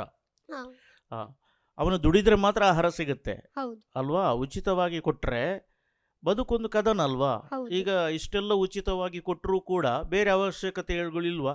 ಪೆಟ್ರೋಲ್ ಉಚಿತ ಕೊಡ್ಲಿ ನೋಡುವ ಅಲ್ವಾ? ಹೌದು ಸರ್. ನಿಮಗೆ ವಿದ್ಯಾರ್ಥಿಗಳಿಗೆ ಪುಸ್ತಕ ಉಚಿತ ಕೊಡ್ಲಿ, ಸರ್ಕಾರಿ ಶಾಲೆಯವರಿಗೆ ಇದೆ. ಹೌದು. ಇದೆಯಾ? ಪೆನ್ ಪೆನ್ಸಿಲ್ ಯುಟೆನ್ಸಿಲ್ಸ್ ಇದೆಯಾ? ಪೆನ್ ಪೆನ್ಸಿಲ್ ಎಲ್ಲ ಇಲ್ಲ ಸರ್. ಇಲ್ಲಲ್ಲ. ಸೊ ಹೀಗಿರುವಾಗ ನೀವು ವಿರೋಧ ಮಾಡುವಂತಹ ಶೈಲಿಯಲ್ಲಿ ಅವರಿಗೆ ಎಲ್ಲಿಯೋ ಒಂದು ಸಮರ್ಥನೆ ಮಾಡಿದ ಹಾಗೆ ಆಯಿತು. ಮನಸ್ವಿಯವರು ಕೂಡ ಪರವಾಗಿ ಮಾತಾಡಬೇಕಿತ್ತು. ಇಲ್ಲ, ಅದು ಕೆಲವರಿಗೆ ಸಹಾಯ ಆಗುತ್ತೆ ಈ ಶಬ್ದಗಳು ಬಂದು. ಈಗ ಮೇಡಮ್ ಇದರ ಬಗ್ಗೆ ಹೇಳ್ತಾರೆ, ಕರ್ನಾಟಕ ಸರ್ಕಾರದ ಬಗ್ಗೆ ಅವರು ಮಾತನಾಡಿದರು. ಸೊ ರಾಜಕೀಯ ವಿಶ್ಲೇಷಕರು ನೀವು, ನಿಮ್ಮಂಥವ್ರು ಹೇಳಿದ್ರಲ್ವ ಇದು ಬಿಟ್ಟಿ ಭಾಗ್ಯಗಳು ಅಂತೇಳಿ. ಮತ್ತು ಉಳಿದ ಸರ್ಕಾರಗಳು ಉಳಿದ ರಾಜ್ಯಗಳಲ್ಲಿ ಇದನ್ನೇ ಪುನರಾವರ್ತನೆ ಮಾಡೋದು, ಇದಕ್ಕಿಂತ ಜಾಸ್ತಿ ಮಾಡೋದು. ನಮ್ಮ ವಿಜಯ್ 8 ಗ್ರಾಮ್ ಗೋಲ್ಡ್ ಕೊಡ್ತಾರೆ ಅಂತ ಹೇಳಿದರು. ತಮಿಳ್ನಾಡಿಗೆ ಹೋಗೋಣ ಮನಸ್ವಿ, ನಾವು ಮದುವೆ ಆಗೋಕೆ ಹೋದರೆ 8 gram gold free, 6 cylinder free. ಹಾಂ, ಬಿಹಾರದಲ್ಲಿ 10,000 ಅನೌನ್ಸ್ ಮಾಡಿದ್ರು. ಹೀಗೆ ಹಾಕಿದ್ರು ಕೂಡ ಇದು ಅಂದ್ರೆ ಬದುಕು ಕಟ್ಟಿಕೊಳ್ಳುವ ಯೋಜನೆ ಅಂತ ಹೇಳಿದ್ರೆ ಬಹುಶಃ ಇಂತಹ ಗ್ಯಾರಂಟಿ ಯೋಜನೆಗಳು ನಿಜಕ್ಕೂ ಬೇಕು. ಯಾಕಂತ ಹೇಳಿದ್ರೆ ಶ್ರೀಮಂತನಾಗುತ್ತಾ ಹೋಗುತ್ತಾನೆ ಅನ್ನೋ ಮಾತನ್ನು ನಾನು ಒಪ್ಪೋದಿಲ್ಲ. ಯಾವ ಶ್ರೀಮಂತನೂ KSRTC ಬಸ್ ಹತ್ಕೊಂಡು ಹೋಗೋದಿಲ್ಲ, ಸಾಮಾನ್ಯ ಮಧ್ಯಮ ವರ್ಗದವರು ಕೂಡ ಹೋಗೋದಿಲ್ಲ. ಕಂಫರ್ಟ್ ಲೆವೆಲ್ ಅಂತ ಒಂದು ಬಂದರೆ ಅವರು ಕಾರ 4-ವೀಲರಲ್ಲೇ ಹೋಗುವಂಥದ್ದು. ಬಟ್ ಬಡವರಿಗೆ ಅಂದರೆ ಹೆಚ್ಚಿನವರಿಗೆ, ಈ ಮಹಿಳೆಯರು ಅದರಲ್ಲೂ ಕೂಡ ಕೆಲಸಕ್ಕೆ ಹೋಗುವವರಿಗೆ ಫ್ರೀ ಬಸ್ ಕೊಟ್ಟು ಅಂತ. ನಮ್ಮ ಸೈಡಲ್ಲೆಲ್ಲ ನಾವು ಪ್ರೈವೇಟ್ ಬಸ್ಸನ್ನು ಯೂಸ್ ಮಾಡ್ತೇವೆ, ಬಟ್ ಉತ್ತರ ಕನ್ನಡ ಆಚೆ ಸೈಡೆಲ್ಲ ಹೋದರೆ ಅವರಿಗೆಲ್ಲ ಡಿಪೆಂಡ್ಸ್ ಆನ್ ಗೌರ್ಮೆಂಟ್ ಬಸ್. ಆದರೆ ಕಾಂಪಿಟೇಷನ್ಗೆ ಬಿದ್ದು ರಾಜಕೀಯ ಪಕ್ಷಗಳು ಕೊಡ್ತಾ ಇರುವಂಥದ್ದು, ನೀನು 2,000 ಕೊಟ್ಟರೆ ನಾನು 10,000 ಕೊಡ್ತೇನೆ, ನೀನು ಅಕ್ಕಿ ಕೊಟ್ಟರೆ ನಾನು ಚಿನ್ನ ಕೊಡ್ತೇನೆ, ಇದು ಅತಪತನದ ಕಾರಣ. ದೇಶದ ಅತಪತನಕ್ಕೆ ಇದೆಲ್ಲ ಕಾರಣ. ರಾಜಕೀಯ ಪಕ್ಷಗಳು ಸಮಾಜದ ಸ್ವಾಸ್ಥ್ಯವನ್ನು ನೋಡಿಕೊಂಡು ಒಂದು ಯೋಜನೆಗಳನ್ನು ರೂಪಿಸಬೇಕು ಹೊರತು ಆ ಪಕ್ಷ ಏನು ಕೊಡ್ತಾ ಇದೆ ಅದಕ್ಕೆ ಬಡ್ಡಿ ಸಮೇತವಾಗಿ ನಾವು ಕೊಡೋದು ಅನ್ನೋದಿದೆಯಲ್ಲ, ಅದನ್ನು ನಾವು ವಿರೋಧಿಸ್ತೀವಿ. ಆದರೆ ಯಾವ ಒಂದು ಉಚಿತ ಯೋಜನೆಗಳು, for example current bill free, AC ಹಾಕೊಂಡು ಮಲಗುವವನಿಗೆ ಅದು ಫ್ರೀ ಬರೋದಿಲ್ಲ. ಯಾಕಂತ ಹೇಳಿದ್ರೆ ಅವನಿಗೆ 200 ಯೂನಿಟ್ ಮಾತ್ರ ಫೀ. ಅದು ಬಡವರ್ಗದವರಿಗೆ ಸಾಮಾನ್ಯವಾಗಿ 200 ಯೂನಿಟ್ ಒಳಗೆ ಬಳಸುವವರು ಯಾರು, ವಿದೌಟ್ AC ವಿದೌಟ್ ಫ್ರಿಡ್ಜ್ ಇರುವವರು, ಅಪ್ಪರ್ ಮಿಡಲ್ ಕ್ಲಾಸ್ ಮನೆಯಲ್ಲೂ ಕೂಡ ಫ್ರೀ ಬರೋದಿಲ್ಲ. ಇನ್ನು ಯಾವುದು ಜಾಬ್ ಇಲ್ಲದವರಿಗೆ ಕೊಡುವಂತಹ ಯುವ ನಿಧಿ ಯೋಜನೆ ಆಗಿರ್ಬೋದು, ಅಥವಾ ಫ್ರೀ ಬಸ್ಸಸ್ ಆಗಿರ್ಬೋದು, ಅಥವಾ ಈ 2,000 ರೂಪಾಯಿ ಮಹಿಳೆಯರಿಗೆ ಬರುತ್ತೆ. ಅದೊಂದು ವರ್ಗವನ್ನಾಗಿ ನಾವು ನೋಡ್ಕೊಳ್ಬೇಕಿತ್ತು. ಈ 2,000 ಮೊನ್ನೆ ನಾವು ಒಂದು ಹೀಗೆ ಹೆಲ್ದಿ ಒಂದು ಚರ್ಚೆ ಮಾಡುವಾಗಲೂ ಕೂಡ ನಾವು ಹೇಳಿದ್ವಿ, ಬಹುಶಃ ಇದು 60-70 ವರ್ಷದ ಮೇಲೆ ಒಂದು ವೃದ್ಧಾಪ್ಯ ವೇತನ ಜಾಸ್ತಿ ಮಾಡಿದಿದ್ರೆ ಅವ್ರಿಗೆ ಒಳ್ಳೇದಿತ್ತು, ಮೆಡಿಸಿನ್ಸ್ಗೆ ಖರ್ಚಾಗ್ತಿತ್ತು, ಮತ್ತು ಏನೋ ಮಕ್ಕಳ ಕೈಗೆ ಕಾಯಬಾರ್ದು ಪಾಪ ಅಂತ. ಆದರೆ ನಾನೇನು ಅನ್ನೋದಂದರೆ, ಈ ಯೋಜನೆಗಳು ಶ್ರೀಮಂತ ವರ್ಗದವರು ಯಾರು ಕೂಡ ಕ್ಯೂನಲ್ಲಿ ನಿಡ್ಕೊಂಡು ಅಪ್ಲಿಕೇಶನ್ ಹಾಕುವಂಥದ್ದೆಲ್ಲ ಮಾಡೋದಿಲ್ಲ. ತುಂಬ ಶ್ರೀಮಂತರು ಇದನ್ನು ಉಪಯೋಗಿಸ್ಕೊಳ್ಳೋದೇ ಇಲ್ಲ. ಸರಿ, ಪ್ರತೀತಿ ಮೇಡಮ್ ಅವ್ರಿಗೇನು ಪ್ರಶ್ನೆ ಇದೆ ನಿಮ್ಮದು? ಅವರು ಇಷ್ಟೆಲ್ಲ ಹೇಳಿದ್ರಲ್ಲ, ಹೌದು ಪರವಾಗಿ ಮಾತಾಡಿದ್ರು ಅವರು, ಹೌದು. ನೀನು ವಿರೋಧ ಮಾಡುವವರು. ಇದು ಜನಪರ ಯೋಜನೆ ಅಲ್ಲ. ಯಾಕಂದ್ರೆ ಜನಪರ ಯೋಜನೆ ಅಂದ್ರೆ ಜನರ ಕಷ್ಟಗಳಿಗೆ ಸ್ಪಂದಿಸಬೇಕು. ಅಬ್ರಹಾಂ ಲಿಂಕನ್ ಡೆಮೋಕ್ರೆಸಿ, ಪ್ರಜಾಪ್ರಭುತ್ವದ ಬಗ್ಗೆ ಏನು ಹೇಳ್ತಾರೆ ಅಂದರೆ, ಜನರಿಂದ ಜನರಿಗಾಗಿ ಜನರಿಗೋಸ್ಕರ ಅಂತ ಹೇಳ್ತಾರೆ.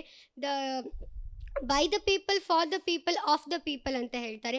ಆದರೆ ಈಗಿನ ಒಂದು ಪರಿಸ್ಥಿತಿ, ಈಗಿನ ರಾಜಕೀಯ ಪಕ್ಷಗಳು ಕೂಡ ಈಗ ಅಬ್ರಹಾಂ ಲಿಂಕನ್ ಕೊಟ್ಟಂಥ ಒಂದು ಡೆಫಿನಿಷನ್ ಹಾಗೆ ಇಲ್ಲ. ಜಾರ್ಜ್ ಬರ್ನಾರ್ಡ್ ಶಾ ಅವರು ಒಂದು ಡೆಫಿನಿಷನ್ ಕೊಡ್ತಾರೆ. ಆ ರೀತಿಯಲ್ಲಿ ಇಂದು ನಮ್ಮ ಪ್ರಜಾಪ್ರಭುತ್ವ ಮೊದಲು ಪ್ರಾರಂಭ ಮಾಡಿದ್ರಲ್ಲ ನೀನು, ಏನು ಹೇಳಿದ್ರು ಅವರು? ಜಾರ್ಜ್ ಬರ್ನಾರ್ಡ್ ಶಾ ಏನು ಹೇಳಿದ್ರು ಅವರು? ಜನರಿಂದ ದೂರ ಇರುವ, ಜನರ ಕೈಗೆಟುಕದ ಮತ್ತು ಜನರನ್ನ ಕೊಳ್ಳುವ ಸರಕಾರವೇ ಪ್ರಜಾಪ್ರಭುತ್ವ ಅಂತ ಹೇಳಿದ್ರು. ಸರ್, ಅವರೊಂದು ಪುಸ್ತಕ ಇದೆ, ಏಷ್ಯನ್ ಡ್ರಾಮಾ ಅಂತ ಹೇಳಿ, ಎಲ್ಲಿಯಾದರೂ ಸಿಕ್ಕಿದ್ರೆ ಓದಿ. ಜಾರ್ಜ್ ಬರ್ನಾರ್ಡ್ ಶಾ ಅವರ ಪುಸ್ತಕ ಏಷ್ಯನ್ ಡ್ರಾಮಾ ಅಂತೇಳಿ. ಏಷ್ಯಾದ ಬಹುತೇಕ ರಾಷ್ಟ್ರಗಳು ಯಾಕೆ ಅಭಿವೃದ್ಧಿ ಹೊಂದುತ್ತಿಲ್ಲ ಎಂಬುದಾಗಿ ಕರೆಕ್ಟಾಗಿ ವಿಶ್ಲೇಷಣೆ ಮಾಡಿದ್ದಾರೆ. ಈಗಲ್ಲ, ಒಂದು 30 ವರ್ಷಗಳ ಹಿಂದೆ, 40 ವರ್ಷಗಳ ಹಿಂದೆನೇ ಬರೆದಿದ್ದಾರೆ ಅವರು. ಸೊ ನಿಮ್ಮ ಒಂದು ವಾದಗಳನ್ನು ಜಾರ್ಜ್ ಬರ್ನಾರ್ಡ್ಸ್ ಅವರ ಮಾತಿನಿಂದ ಪ್ರಾರಂಭ ಮಾಡಿದ್ದು ನನಗೆ ಭಾರಿ ಖುಷಿಯಾಯಿತು. ಮನಸ್ವಿ, ಹಾಂ ಸರ್. ಈಗ ನೀವು ಪರವಾಗಿ ಮಾತನಾಡಿದ್ರಿ, ಹಾಂ. ಆದರೆ ರಾಜಕೀಯ ವಿಶ್ಲೇಷಕರು ಅದು ಮೊದಲು ಕರ್ನಾಟಕ ರಾಜ್ಯದಲ್ಲಿ ಇಂಪ್ಲಿಮೆಂಟ್ ಮಾಡೋದ್ರಿಂದ ಅದಕ್ಕೆ ಬಿಟ್ಟಿ ಭಾಗ್ಯ ಅಂತ ಕರೆದರು. ಹೌದು ಬಿಟ್ಟಿ ಭಾಗ್ಯವ ಇವುಗಳು? ಸರ್, ಬಿಟ್ಟಿ ಭಾಗ್ಯ ಹೇಳುವವರೇ ಆ ಅಕ್ಕಿಯನ್ನ ಯೂಸ್ ಮಾಡ್ತಿದ್ದಾರೆ, ಅದಕ್ಕೆ ಅಪ್ಲಿಕೇಶನ್ ಹಾಕಿದವರೇ ಅವರು. ಹ್ಮ್. ಅದು ಹೇಗೆ ಬಿಟ್ಟಿ ಭಾಗ್ಯ ಆಗ್ತದೆ? ಅಂದರೆ ಈ ಭಾಗ್ಯಗಳನ್ನೆಲ್ಲ ಪಡೆದುಕೊಂಡು ಸುಮ್ಮನೆ ವಿರೋಧಗೋಸ್ಕರ ವಿರೋಧ ಮಾಡ್ತಾ ಇದ್ದಾರೆ ಹೌದು ಅಲ್ವಾ? ಹೌದು. ಸೊ ಈಗ ಈ ಬಿಟ್ಟಿ ಭಾಗ್ಯಗಳು ಅಂತ ಹೇಳಿ ದೂರಿದವರೇ ಅವರವರ ರಾಜ್ಯಗಳಲ್ಲಿ ಅದನ್ನು ಇಂಪ್ಲಿಮೆಂಟ್ ಮಾಡಿದರು. ಸೊ ನಿಮ್ಗೆ ಹೇಗೆ ಅನಿಸ್ತದೆ? ಸೊ ನಾನು ಅದೇ ಹೇಳೋದು, ಆ್ಯಸ್ ಅ ಒಂದು ಪೊಲಿಟಿಕಲ್ ಬಿಟ್ಟು, ಪಾರ್ಟಿಗಳನ್ನು ಬಿಟ್ಟು ನಾನು ಹೇಳೋದಾದರೆ, ಎಲ್ಲ ಪಕ್ಷಗಳು ಈ ರೀತಿಯಾದಂತಹ ಘೋಷಣೆಗಳನ್ನು ಕೊಟ್ಕೊಂಡು ದೇಶದ ಬೊಕ್ಕಸಕ್ಕೆ ಬಹಳ ತೊಂದರೆ ಆಗುತ್ತೆ ಇದು. ಸೊ ಇವರು ನಮ್ಮ ಪ್ರತೀತಿ ಒಂದೊಳ್ಳೆ ಅದಕ್ಕೆ ವಾದ ಮಾಡ್ಬೋದಿತ್ತು. ಅವರ ಪಾರ್ಟಿ ಫಂಡ್ಗಳಿಂದ ಈ ರೀತಿಯಾದಂತಹ ಭಾಗ್ಯಗಳನ್ನು ಇನ್ನೂ 10 ಕೊಡಲಿ ಅನ್ನುವಂಥದ್ದು ನೀವು ಆ್ಯಡ್ ಮಾಡಿದಿದ್ರೆ, ಅದೇ ಬೇಕಿತ್ತು ನನಗೆ, ಅದೇ ಬೇಕಿತ್ತು. ನೀವು ದೇಶದ ಬೊಕ್ಕಸದಿಂದ ಕೊಡಬೇಡಿ, ನಿಮ್ಮ ವೈಯಕ್ತಿಕ ಪಾರ್ಟಿಗಳ ಫಂಡ್ಗಳಿಂದ. ಯಾಕಂದ್ರೆ ಪಾರ್ಟಿಯ ಫಂಡ್ ದೇಶದ ಬೊಕ್ಕಸಕ್ಕಿಂತ ಜಾಸ್ತಿ ಆಗ್ತಾ ಇದೆ. ಅದರ ಲೆಕ್ಕ ಕೇಳಲಿಕ್ಕೆ ಕೂಡ ಇಲ್ಲ, ಲೆಕ್ಕ ಕೇಳಲಿಕ್ಕೆ ಕೂಡ ಇಲ್ಲ, ಅದಕ್ಕೆ ಯಾವುದೇ ರೀತಿಯಾದಂಥ ಕ್ವಶನ್ ಮಾಡ್ಲಿಕ್ಕಿಲ್ಲ, ಎಲ್ಲಿಂದ ಬಂದಿದೆ ಅಂತ ಕೇಳಲಿಕ್ಕಿಲ್ಲ. ಸೊ ಹಾಗಾಗಿ ಪಾರ್ಟಿ ಫಂಡಿಂದ ಕೊಟ್ಟರೆ ಅದು ಬಹಳ ಅನುಕೂಲ, ದೇಶಕ್ಕೂ ಅನುಕೂಲ, ಬಹುಶಃ ಅವರ ಪಾರ್ಟಿ ಸಮಾಜ ಸೇವೆಗೆ ಬಂದದಕ್ಕೂ ಸಾರ್ಥಕ ಆಗುತ್ತೆ. ಸೊ ಇನ್ನು ಪರವಾಗಿ ಮಾತಾಡುವಾಗ ನೀವು ಹೇಳ್ಬೋದಿತ್ತು, ಅವ್ರು ಪ್ರತಿ ಬಾರಿ ಹೇಳ್ತಾರೆ ಶ್ರೀಮಂತ ವರ್ಗದವರು. ನಿಜಕ್ಕೂ ಯಾವ ಒಂದು ಅಪ್ಪರ್ ಮಿಡಲ್ ಕ್ಲಾಸ್ ಕೂಡ ಕ್ಯೂನಲ್ಲಿ ನಿಂತ್ಕೊಂಡು ಇಂಥ ತೊಂದರೆಗಳನ್ನು ಮಾಡೋದಿಲ್ಲ. ಎಲ್ಲೋ 100ರಲ್ಲಿ ಒಬ್ಬರು ಈ ರೀತಿ ಹೋಗೋದು. ಬಡವರಿಗೆ ತುಂಬ ಉಪಯೋಗ ಆಗುತ್ತೆ ಇದು ಅಂತ ನೀವು ವಾದ ಮಾಡ್ಬೋದಿತ್ತು. ನೀವು ಅದನ್ನು ಪ್ರತಿವಾದ ಮಾಡುವಾಗ ಪಾರ್ಟಿ ಫಂಡನ್ನು ಎತ್ಕೊಂಡಿದ್ದಿದ್ರೆ ಇನ್ನು ಮುಂದಿನ ದಿನಗಳಲ್ಲೂ ಕೂಡ ಇದು ಬಿಟ್ಟಿ ಭಾಗ್ಯಗಳ ಯೋಜನೆಗಳು ಎಲ್ಲ ಪಾರ್ಟಿಯವರು ಉಪಯೋಗಿಸ್ಕೊಳ್ತಾರೆ. ಆವಾಗ ಇದನ್ನು ಬಳಸ್ಕೊಳ್ಳಿ. ಯಾಕಂತ ಹೇಳಿದ್ರೆ ನಿಮ್ಮಂಥ ಯುವ ಪ್ರತಿಭೆಗಳು ಬೇಕು ಸಮಾಜಕ್ಕೆ. ಅದನ್ನು ಪರ ವಿರೋಧ ಎಲ್ಲ ಒಂದು ಯೋಜನೆಗಳಲ್ಲೂ ಪರವೂ ಇರುತ್ತೆ, ವಿರೋಧವೂ ಇರುತ್ತೆ. ಆದರೆ ಪ್ರಜಾಪ್ರಭುತ್ವ ಅಂತ ಹೇಳಿದ್ರೆ ಏನು ಗೊತ್ತಾ ಪ್ರತೀತಿ, ತಪ್ಪಾದಾಗ ನಿಜವಾಗ್ಲೂ ಧ್ವನಿ ಎತ್ತುತ್ತಾರಲ್ವಾ, ನಿಮ್ಮ ವಾಯ್ಸ್ ತುಂಬ ಶಾರ್ಪ್, ತುಂಬ ಗಟ್ಟಿ ಇದೆ. ಮನಸ್ವಿಯವರು ಚೆನ್ನಾಗೇ ವಾದ ಮಾಡಿದ್ರು, ಪ್ರತೀತಿಯವರ ವಾಯ್ಸಿನ ಎದುರು ಲೋ ಆಯಿತು. ಯಾವತ್ತೂ ಎದುರಾಳಿಗಳ ವಾಯ್ಸು ಶಾರ್ಪ್ ಆಗಿದ್ದಾಗ ನಾವು ಕೂಡ ಅದೇ ಟೋನಲ್ಲಿ ಮಾತನಾಡುವಂತಹದ್ದು, ಪ್ರೆಸೆಂಟೇಷನ್ ಮಾಡುವಂಥದ್ದನ್ನು ಕಲಿಬೇಕು. ಇನ್ನು ಮನಸ್ವಿಯವರ ವಾದಕ್ಕೆ ಕೂಡ ನೀವು ನಿಮ್ಮದೇ ಒಂದಿಷ್ಟು ನರೇಷನ್ ಮಾಡ್ಕೊಂಡು ಬಂದಿದ್ರಿ ಪ್ರತೀತಿಯವರು. ಅವರು ಏನು ವಾದ ಮಾಡ್ತಾರೆ ಅದಕ್ಕೆ ಕ್ರಾಸ್ ಕ್ವಶನ್ ಮಾಡುವಂಥದ್ದು ನೀವು ಕೂಡ ಕಲಿಬೇಕು. ಪ್ರಜಾಪ್ರಭುತ್ವ ಅಂತ ಹೇಳಿದ್ರೆ ತಪ್ಪು ನಡೆದಾಗ ನಿಜವಾಗ್ಲೂ ಧ್ವನಿ ಎತ್ತುವಂಥದ್ದು. ಆ ಧ್ವನಿ ಎತ್ತುವಂತಹ ಸ್ವಾತಂತ್ರ್ಯ ಕೇವಲ ಪ್ರಜಾಪ್ರಭುತ್ವ ದೇಶದಲ್ಲಿದೆ. ಸೊ ಧ್ವನಿ ಎತ್ತಿದ್ರೆ ದೇಶದ್ರೋಹಿಗಳು ಅಂತ ಹೇಳ್ತೀರಿ ನೀವು? ದೇಶದ್ರೋಹಿ ಸರಿ, ಮೇಡಮ್ ಅವರು ಹೇಳ್ತಾರೆ ಅದು ಹಾಗೆ ಹೇಳ್ಬೇಕಿತ್ತು, ಹೀಗೆ ಹೇಳ್ಬೇಕಿತ್ತು ಅಂತೇಳಿ. ಆದರೆ ನಾವು ಹೈಸ್ಕೂಲ್ ಲೆವೆಲ್ನವರು ಈ ಮಟ್ಟಕ್ಕೆ ಇಷ್ಟು ರೀತಿಯಲ್ಲಿ ವಾದವನ್ನು ಮಂಡಿಸುವುದುಂಟಲ್ಲ, ಇದನ್ನು ಯಾರಾದರೂ ನೋಡಿದರೆ ಅವರಿಗೆಲ್ಲ ಒಂದು ಆಶ್ಚರ್ಯ ಆಗಲಿಕ್ಕಿದೆ. ಖಂಡಿತವಾಗಿ ಅವರು ಹುಬ್ಬೇರಿಸ್ತಾರೆ, ಹೀಗೆ ಮಾತಾಡ್ತಾರ ಅಂತೇಳಿ. ಸೊ ನನಗೆ ಅನಿಸ್ಲೇ ಇಲ್ಲ ಇವರು. ನಾನು ಜಡ್ಜ್ಮೆಂಟ್ ಮಾಡ್ತಿರೋದು ಏನು ಗೊತ್ತಾ, ನಾನು ಆ್ಯಸ್ ಅ ಡಿಬೇಟಲ್ಲಿ ಕೂತ್ಕೊಂಡು ನನಗೆ ಮಾತಾಡ್ತಿದ್ದೀನಿ ಅಂತ ಅನ್ನಿಸ್ತಾ ಇದೆ. ನನಗೆ ಯಾವತ್ತು ನಿಮ್ಮ ಜೊತೆ ಇಂಟ್ರಪ್ಟ್ ಮಾಡುವಾಗ ಮಕ್ಕಳ ಜೊತೆ ಇಂಟ್ರಪ್ಟ್ ಮಾಡ್ತಿದ್ದೀನಿ ಅಂತ ಅನ್ನಿಸ್ತಾನೆ ಇಲ್ಲ. ಸೊ ವೆರಿ ಥ್ಯಾಂಕ್ಫುಲ್ ಅಭಿವ್ಯಕ್ತ ಪ್ರೋಗ್ರಾಮ್ಗೆ ಆ್ಯಕ್ಚುಲಿ. ಸೊ ಬಹಳ ಒಳ್ಳೆ ಪ್ರತಿಭೆಯ ಕಾರ್ಯಕ್ರಮ ಇದು. ಎಸ್, ಈಗ ನಾವು ಇದನ್ನು ಟೆಲಿವಿಷನ್ ಹಿಸ್ಟ್ರಿಯಲ್ಲಿ ಫಸ್ಟ್ ಟೈಮ್ ಮಾಡ್ತಿದ್ದೇವೆ. ರಿಯಾಲಿಟಿ ಶೋಗಳಲ್ಲಿ ಇದರಲ್ಲೆಲ್ಲ ಮಜಾ ಸಿಗೋಲ್ಲ. ಈಗ ಸಂಗೀತದಲ್ಲಿ ಸಿಗುತ್ತೆ, ಸ್ಟ್ಯಾಂಡಪ್ ಕಾಮಿಡಿಯಲ್ಲಿ ಸಿಗುತ್ತೆ. ಸೊ ಇದನ್ನು ನಾವು ಮಾಡುವಾಗ ನಮ್ಮೊಳಗೆ ಒಂದು ಕೆಲವು ವಿರೋಧ ಬಂತು, ಮಾಡಬಾರ್ದಾ ಅಂತ ಹೇಳಿ. ನಿಮ್ಗೆ ಹೇಗೆ ಅನಿಸ್ತದೆ ಒಂದು ರಿಯಾಲಿಟಿ ಶೋ ಅಲ್ಲಿ speech competition in the television history? It's the first time. Sir, entertainment ಅನ್ನುವಂಥದ್ದು ರೀಲ್ಸಲ್ಲಿದೆ, ಸೋಷಿಯಲ್ ಮೀಡಿಯಾದಲ್ಲಿದೆ. ಬಟ್ ನಾಲೆಜ್ ಅನ್ನುವಂತಹದ್ದು ಚಾಪ್ಟರ್ಗೆ ನಾವು ಹೋಗಲ್ಲ. But as a content creator ಆಗಿ ನೋಡೋದಾದರೆ ಬಹಳಷ್ಟು ಈ ರೀಲ್ಸಲ್ಲಿ ನಾವು ನಾಲೆಜ್ ಶೇರ್ ಮಾಡ್ತೀವಲ್ಲ, ಅದಕ್ಕೆ ತುಂಬ ವ್ಯೂಸ್ ಬರುತ್ತೆ. ಸೊ ಜನರಿಗೂ ಕೂಡ ಜ್ಞಾನದ ಹಸಿವಿದೆ. ಅದನ್ನು ಡೈಜ್ಯೂವರ್ಡ್ ಕರೆಕ್ಟ್ ಕರೆಕ್ಟಾಗಿ ಗುರುತಿಸಿದೆ. ಇವಾಗ ಎಂಟರ್ಟೈನ್ಮೆಂಟ್ ಅನ್ನುವಂಥದ್ದು ಒಂದು ಬ್ಲಾಗರ್ಗಿಂತ ಇನ್ನೊಬ್ರು ತುಂಬ ಚೆನ್ನಾಗಿ ಮಾಡ್ತಾರೆ, ಆದರೆ ನಾಲೆಜ್ ಕೊಡುವಂತಹ, ಶೇರ್ ಮಾಡುವಂತಹ ಯಾವ ಯೂಟ್ಯೂಬ್ ಚಾನಲ್ಗಳು ಅಂತ ಹುಡುಕಬೇಕಾಗುತ್ತೆ. ಸೊ ಫಸ್ಟ್ ಆಫ್ ಆಲ್ ಇದು ಕೋಸ್ಟಲ್ ಕರ್ನಾಟಕದಲ್ಲಿ ಇಂಥ ಒಳ್ಳೆ ಪ್ರತಿಭೆಗಳಿದ್ದಾರೆ. ಯಾಕಂತ ಹೇಳಿದ್ರೆ ಬೆಂಗಳೂರು ಅಥವಾ ಬೇರೆ ಹೊರ ರಾಜ್ಯ ಹೊರ ದೇಶಕ್ಕೆ ಹೋದಾಗ ಉಡುಪಿ ಮಂಗಳೂರಿನವರು ಅಂತ ಹೇಳಿದ್ರೆ ಅಬ್ಬಾ ನೀವು ಮಾತಲ್ಲಿ ತುಂಬ ಚೆನ್ನಾಗಿ ಮಾತಾಡ್ತೀರಾ ಅಂತ ನಮಗೊಂದು ಪಟ್ಟನೇ ಕೊಟ್ಬಿಡ್ತಾರೆ. ಸೊ ಅದನ್ನು ಎಲ್ಲರೂ ಇವತ್ತು ಪ್ರೂವ್ ಮಾಡಿದ್ದಾರೆ. ಸೊ ಅಭಿವ್ಯಕ್ತ ಅನ್ನುವಂಥದ್ದು ನಾನು ಅನ್ಕೊಂಡಿದ್ದೆ, ಸಂಜೆವರೆಗೆ ಹೆಂಗೆ ಕುತ್ಕೊಳ್ಳೋದಪ್ಪ ಭಾಷಣ ಕೇಳ್ಕೊಂಡು ಯೂಶ್ವಲಿ ನಾನೇ ಭಾಷಣ ಮಾಡ್ತೀನಿ, ಆದರೆ ಇನ್ನೊಬ್ರು ಮಾತು ಕೇಳಬೇಕಲ್ಲ ಅಂತ. ಸೊ ಇಲ್ಲಿ ಬಂದು ನನಗೆ ಟೈಮ್ ಹೋದದ್ದೇ ಗೊತ್ತಾಗಿಲ್ಲ, ಇನ್ನೇನು 2 ಪಾರ್ಟಿಸಿಪೆಂಟ್ಸ್ ಅಷ್ಟೇ ಅಲ್ವಾ ಅಂತ. So it's great programme actually. Yes, all the credit goes to you. Thank you, sir. 100 ಮಕ್ಕಳಿಂದ 10 ಮಂದಿಗೆ ನೀವು ಇಳಿದಿದ್ದೀರಾ ಅಂತ ಹೇಳಿದರೆ ನಿಮ್ಮ ಮೇಲೆ ತುಂಬ ಎಕ್ಸ್ಪೆಕ್ಟೇಷನ್ಸ್ ಇದೆ. ಮನಸ್ವಿಯನ ಮೇಲೆ ನನಗೆ ತುಂಬ ಒಂದು ಭರವಸೆ ಇತ್ತು. ಅದು ಏನೋ ಈಗ ನೀವು ಅದಕ್ಕೆ ಉತ್ತರ ಕೊಡ್ತೀರಿ, ನಮಗೆ ಟೈಮ್ ಇಲ್ಲ, ಕ್ಲಾಸಿಗೆ ಸ್ಟಾರ್ಟ್ ಆಯಿತು ಅದೆಲ್ಲ ನಾಡಿದ್ದು 1 ಲಕ್ಷ ರೂಪಾಯಿ ಸಿಗುವಾಗ ನಮಗೆ ಟೈಮ್ ಇಲ್ಲ, ನಿಮಗೆ ಇಡಿ ಅಂತೇಳಿ ಹೇಳ್ತೀರಾ ನೀವು? ಹಾಂ, ಓಡಿ ಬಂದು ತೆಗೆದುಕೊಳ್ಳೋದಿಲ್ವಾ? So don't give the excuses. ಯಾಕಂದರೆ ನಾವು ಬೆಳೀಬೇಕಾದ್ರೆ ಅವಕಾಶವನ್ನು ಗಳಿಸ್ಕೊಳ್ಬೇಕು. ಪ್ರತೀತಿ ನೀವೇನು ಪ್ರಿಪೇರ್ ಮಾಡ್ಕೊಂಡು ಬಂದಿರಿ ಅದು ಬಿಟ್ಟು ಮನಸ್ವಿಯವರು ಮಾತನಾಡುವಾಗ ನೀವು ಆರ್ಗ್ಯುಮೆಂಟ್ ಮಾಡಿದ್ರಲ್ಲ, ಹೌದು sir. ಅದು ಟಾಪ್ ಕ್ಲಾಸ್. ನೀವು ತಂದೆಯೊಟ್ಟಿಗೆ ತಾಯಿಯೊಟ್ಟಿಗೆ ಆರ್ಗ್ಯುಮೆಂಟ್ ಮಾಡೋದಿಲ್ವಾ? ಯಾಕೆ ಇದರಲ್ಲಿ ಕಡಿಮೆ ಅಂತೇಳಿ ತಾಯಿ ಕೇಳ್ತಾರೆ, ನೀವೇನು ಹೇಳ್ತೀರಿ? ನಾನು ಓದಲಿಲ್ಲ ಹೇಳ್ತೀರಾ? ಇಲ್ಲ, ಏನು ಹೇಳ್ತೀರಿ? ನಾ ಚೆನ್ನಾಗಿ ಬರ್ದಿದ್ದೇನೆ, ಹ್ಮ್.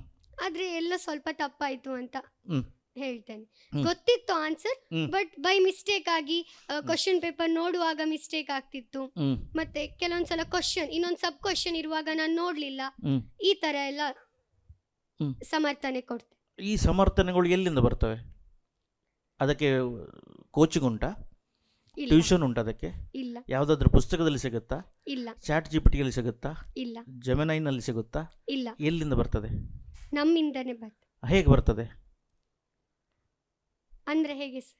ಹೇಗೆ ಬರ್ತವೆ ಅದು? ಅಂದರೆ ನೀವು ಅಮ್ಮ ಹೀಗೆ ಕೇಳಬಹುದು ಅಂತೇಳಿ ಕಲ್ಪಿಸಿಕೊಡ್ತಾ ಹೋಗ್ತೀರಲ್ವಾ, ಹೌದು, ಪ್ರೋಗ್ರೆಸ್ ರಿಪೋರ್ಟ್ ಇಟ್ಕೊಂಡು, ಹ್ಮ್. ಅಲ್ವಾ? ಹೌದು, ಆನ್ ಸ್ಪಾಂಟೇನಿಯಸ್ಲಿ ಅದು ಬರ್ತದೆ. ಹೌದು sir. ಸಮರ್ಥನೆಗಳು ಕೂಡ ಹಾಗೇ ಬರಬೇಕು. ಅದು ಎಲ್ಲಿಂದಲೂ ಪಡ್ಕೊಳ್ಳೋದು ಆನ್ ದಿ ಸ್ಪಾಟ್ ಬರಬೇಕು. ಆವಾಗ ಪ್ರತೀತಿ ಇಡೀ ದೈಜ್ ವರ್ಲ್ಡ್ನಲ್ಲಿ ಮಾತ್ರ ಪ್ರತೀತಿಯನ್ನು ಪಡುವಂಥದ್ದಲ್ಲ, ಇಡೀ ವರ್ಲ್ಡ್ನಲ್ಲಿ ನಿನ್ನ ಪ್ರತೀತಿ ಬರುತ್ತೆ. ಮನಸ್ವಿ ಹಾ, sir. ವಿಷಯ ಕೊಟ್ಟಾಗ ಅದು ನಮಗೆ ಖುಷಿಯಾಗಿರ್ಬೋದು, ಖುಷಿ ಇಲ್ಲದೆ ಇರಬಹುದು. ಹ್ಮ್. ಆದರೆ ಇದು ಬಣ್ಣ ನೀಲಿ ಅಂತೇಳಿ ಒಂದು ಕಥೆ ಹೇಳ್ತೇನೆ ನಾನು. ಸಮಯ ಉಂಟು ನಿಮಗೆ? ಹಾ, sir. ಒಂದು ಕತ್ತೆಗೂ ಮತ್ತು ಹುಲಿಗೂ ಆರ್ಗ್ಯುಮೆಂಟ್ ಆಯಿತು, ಹ್ಮ್. ಹುಲ್ಲಿನ ಬಣ್ಣ ಯಾವುದು ಅಂತೇಳಿ. ಹ್ಮ್. ಕತ್ತೆ ಹೇಳಿತು ನೀಲಿ, ಹ್ಮ್. ಹುಲಿ ಹೇಳಿತು ಇಲ್ಲ ಅದು ಹಸಿರು ಅಂತೇಳಿ. ಹ್ಮ್. ಆರ್ಗ್ಯುಮೆಂಟ್ ಆಗಿ ಕೊನೆಗೆ ಸಿಂಹದ ಬಳಿಗೆ ಹೋಯಿತು ಕಂಪ್ಲೇಂಟ್. ಹ್ಮ್.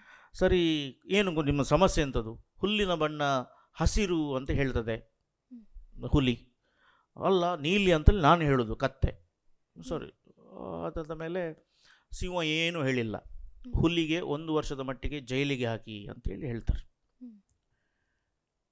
ಕತ್ತೆಗೆ ಕಳಿಸ್ತಾರೆ, ನೀನು ಹೋಗು ಅಂತೇಳಿ. ಕತ್ತೆ ಭಾಳ ವಿಜಯೋತ್ಸವದಲ್ಲಿ ಹೋಗ್ತದೆ, ಹ್ಮ್. ವಿಜೃಂಭಿಸಿ ಹೋಗ್ತದೆ. ಹ್ಮ್. ಹುಲಿ ಜೈಲಿಗೆ ಹೋಗುವ ಮೊದಲು ಒಂದು ಪ್ರಶ್ನೆ ಕೇಳ್ತದೆ ಸಿಂಹಕ್ಕೆ, ಹ್ಮ್. ಅಲ್ಲ ಕಾಡಿನ ರಾಜ, ಹುಲ್ಲಿನ ಬಣ್ಣ ಯಾವುದು? ಹ್ಮ್. ನೀವೇ ಹೇಳಿ ಯಾವುದು? ಹಸಿರು.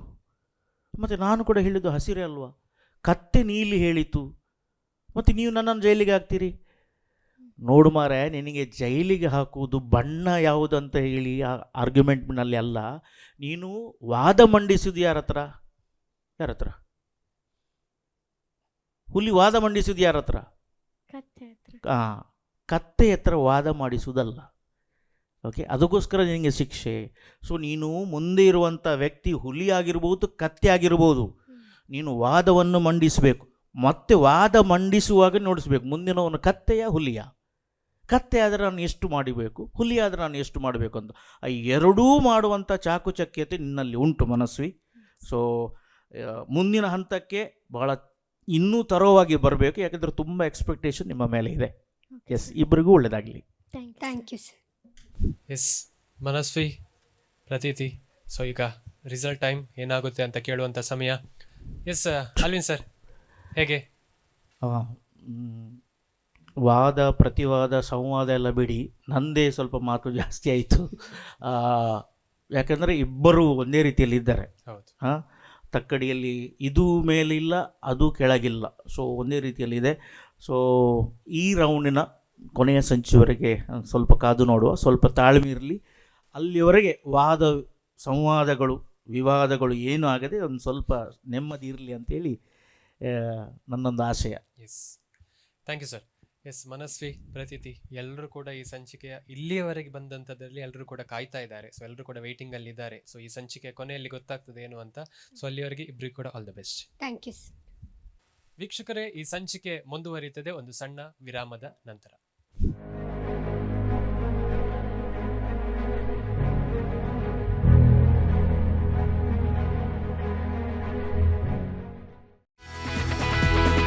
Equipped with state-of-the-art facilities for academics and extracurricular activities, MAHE is home to more than 33,000 students from over 67 different nations with a vibrant campus life.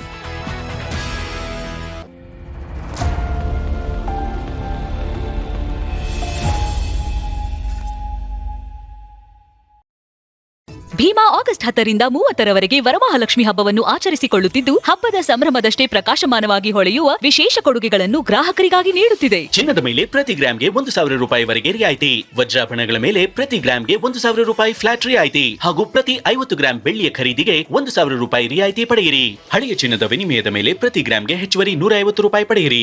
ಅಷ್ಟೇ ಅಲ್ಲ, ಲಕ್ಕಿ ಡ್ರಾ ಮೂಲಕ 4 ಕೋಟಿ ಮೌಲ್ಯದ ವಜ್ರಾಭರಣಗಳನ್ನು ಗೆಲ್ಲುವ ಅವಕಾಶ.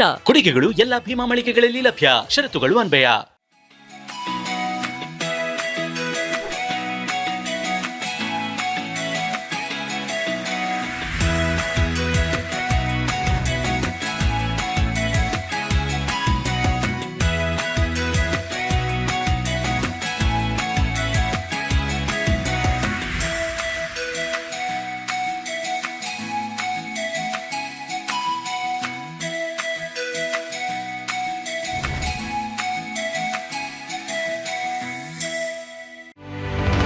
Having been conferred the status of an institution of eminence, MAHE has its eyes firmly set on the road ahead. MAHE constantly strives at creating opportunities of a lifetime for its students, thereby helping pave a clear path towards fulfilling their dreams.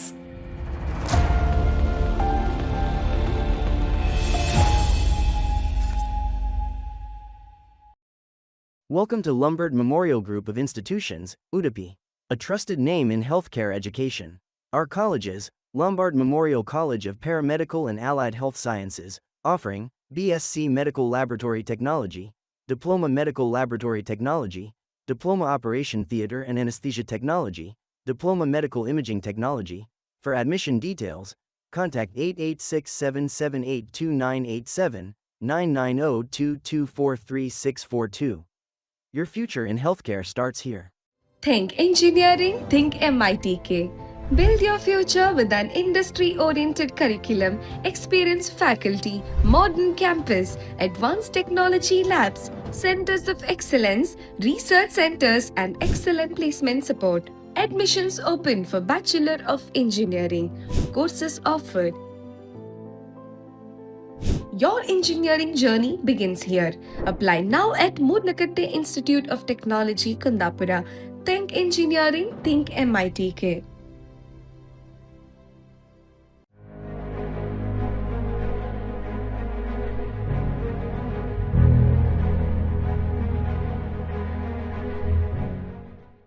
ವೀಕ್ಷಕರೇ, ವಿರಾಮದ ಬಳಿಕ ಮತ್ತೊಮ್ಮೆ ಅಭಿವ್ಯಕ್ತ ನನ್ನ ಧ್ವನಿ ನನ್ನ ಶಕ್ತಿ ಈ ಕಾರ್ಯಕ್ರಮಕ್ಕೆ ಪ್ರೀತಿಯ ಸ್ವಾಗತ. ಇಲ್ಲಿಯವರೆಗೆ ಇಬ್ಬರ ವಾಕ್ಚಾತುರ್ಯವನ್ನು ಗಮನಿಸಿದ್ವಿ, ವಾದ ಪ್ರತಿವಾದಗಳನ್ನು ಕೇಳಿದ್ವಿ. ಈ ಸಂಚಿಕೆಯ ಮತ್ತಿಬ್ಬರು ಸ್ಪರ್ಧಿಗಳು ಇದೀಗ ಸ್ಪರ್ಧಾ ಕಣಕ್ಕೆ ಆಗಮಿಸ್ತಾ ಇದ್ದಾರೆ, ಸಾನ್ವಿ GS ಮತ್ತು Sushravya M. S, Saanvi GS, ಹೇಗಿದ್ದೀರಿ? ನಾನು ಆರಾಮಿದ್ದೇನೆ, ನೀವು? ಓಕೆ, ನಾನು ಕೂಡ ಆರಾಮ್. ಕಾರ್ಯಕ್ರಮಕ್ಕೆ ಸ್ವಾಗತ ನಿಮ್ಗೆ. Thank you.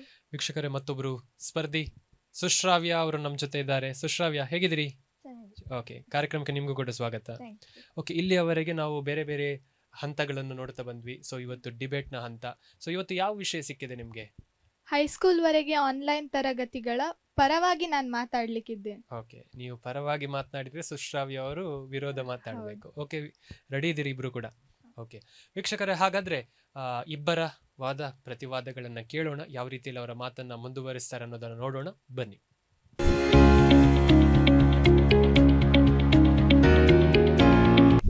ನಮಸ್ಕಾರ. ಇಂದು ನಾನು ಈ ಚರ್ಚಾ ವಿಭಾಗದಲ್ಲಿ ಹೈಸ್ಕೂಲ್ವರೆಗೆ ಆನ್ಲೈನ್ ತರಗತಿಗಳು ಎಂಬ ವಿಷಯದ ಪರವಾಗಿ ಮಾತನಾಡಲಿದ್ದೇನೆ. ವಿಷಯದ ಪರವಾಗಿ ಮಾತನಾಡುವ ಮೊದಲು ಶಿಕ್ಷಣದ ಮೂಲ ಉದ್ದೇಶವೇನೆಂದು ನೋಡೋಣ. ಶಿಕ್ಷಣವೆಂದರೆ ಜ್ಞಾನ, ಕೌಶಲ್ಯ, ನೈತಿಕ ಮೌಲ್ಯಗಳು ಮತ್ತು ಮಗುವಿನ ವರ್ತನೆಯಲ್ಲಿ ಸಕಾರಾತ್ಮಕ ಬದಲಾವಣೆ ತರಲು ನೀಡಲಾಗುವ ಕ್ರಮಬದ್ಧ ಕಲಿಕೆಯ ಪ್ರಕ್ರಿಯೆ. ಅಂದರೆ ಈ ಕ್ರಮಬದ್ಧ ಕಲಿಕೆಯ ಪ್ರಕ್ರಿಯೆ ಕೇವಲ ಶಿಕ್ಷಕರ ಸಮ್ಮುಖದಲ್ಲೇ ತರಗತಿ ಎಂಬ 4 ಗೋಡೆಗಳ ಮಧ್ಯೆಯೇ ಆಗಬೇಕೆಂದಿಲ್ಲ.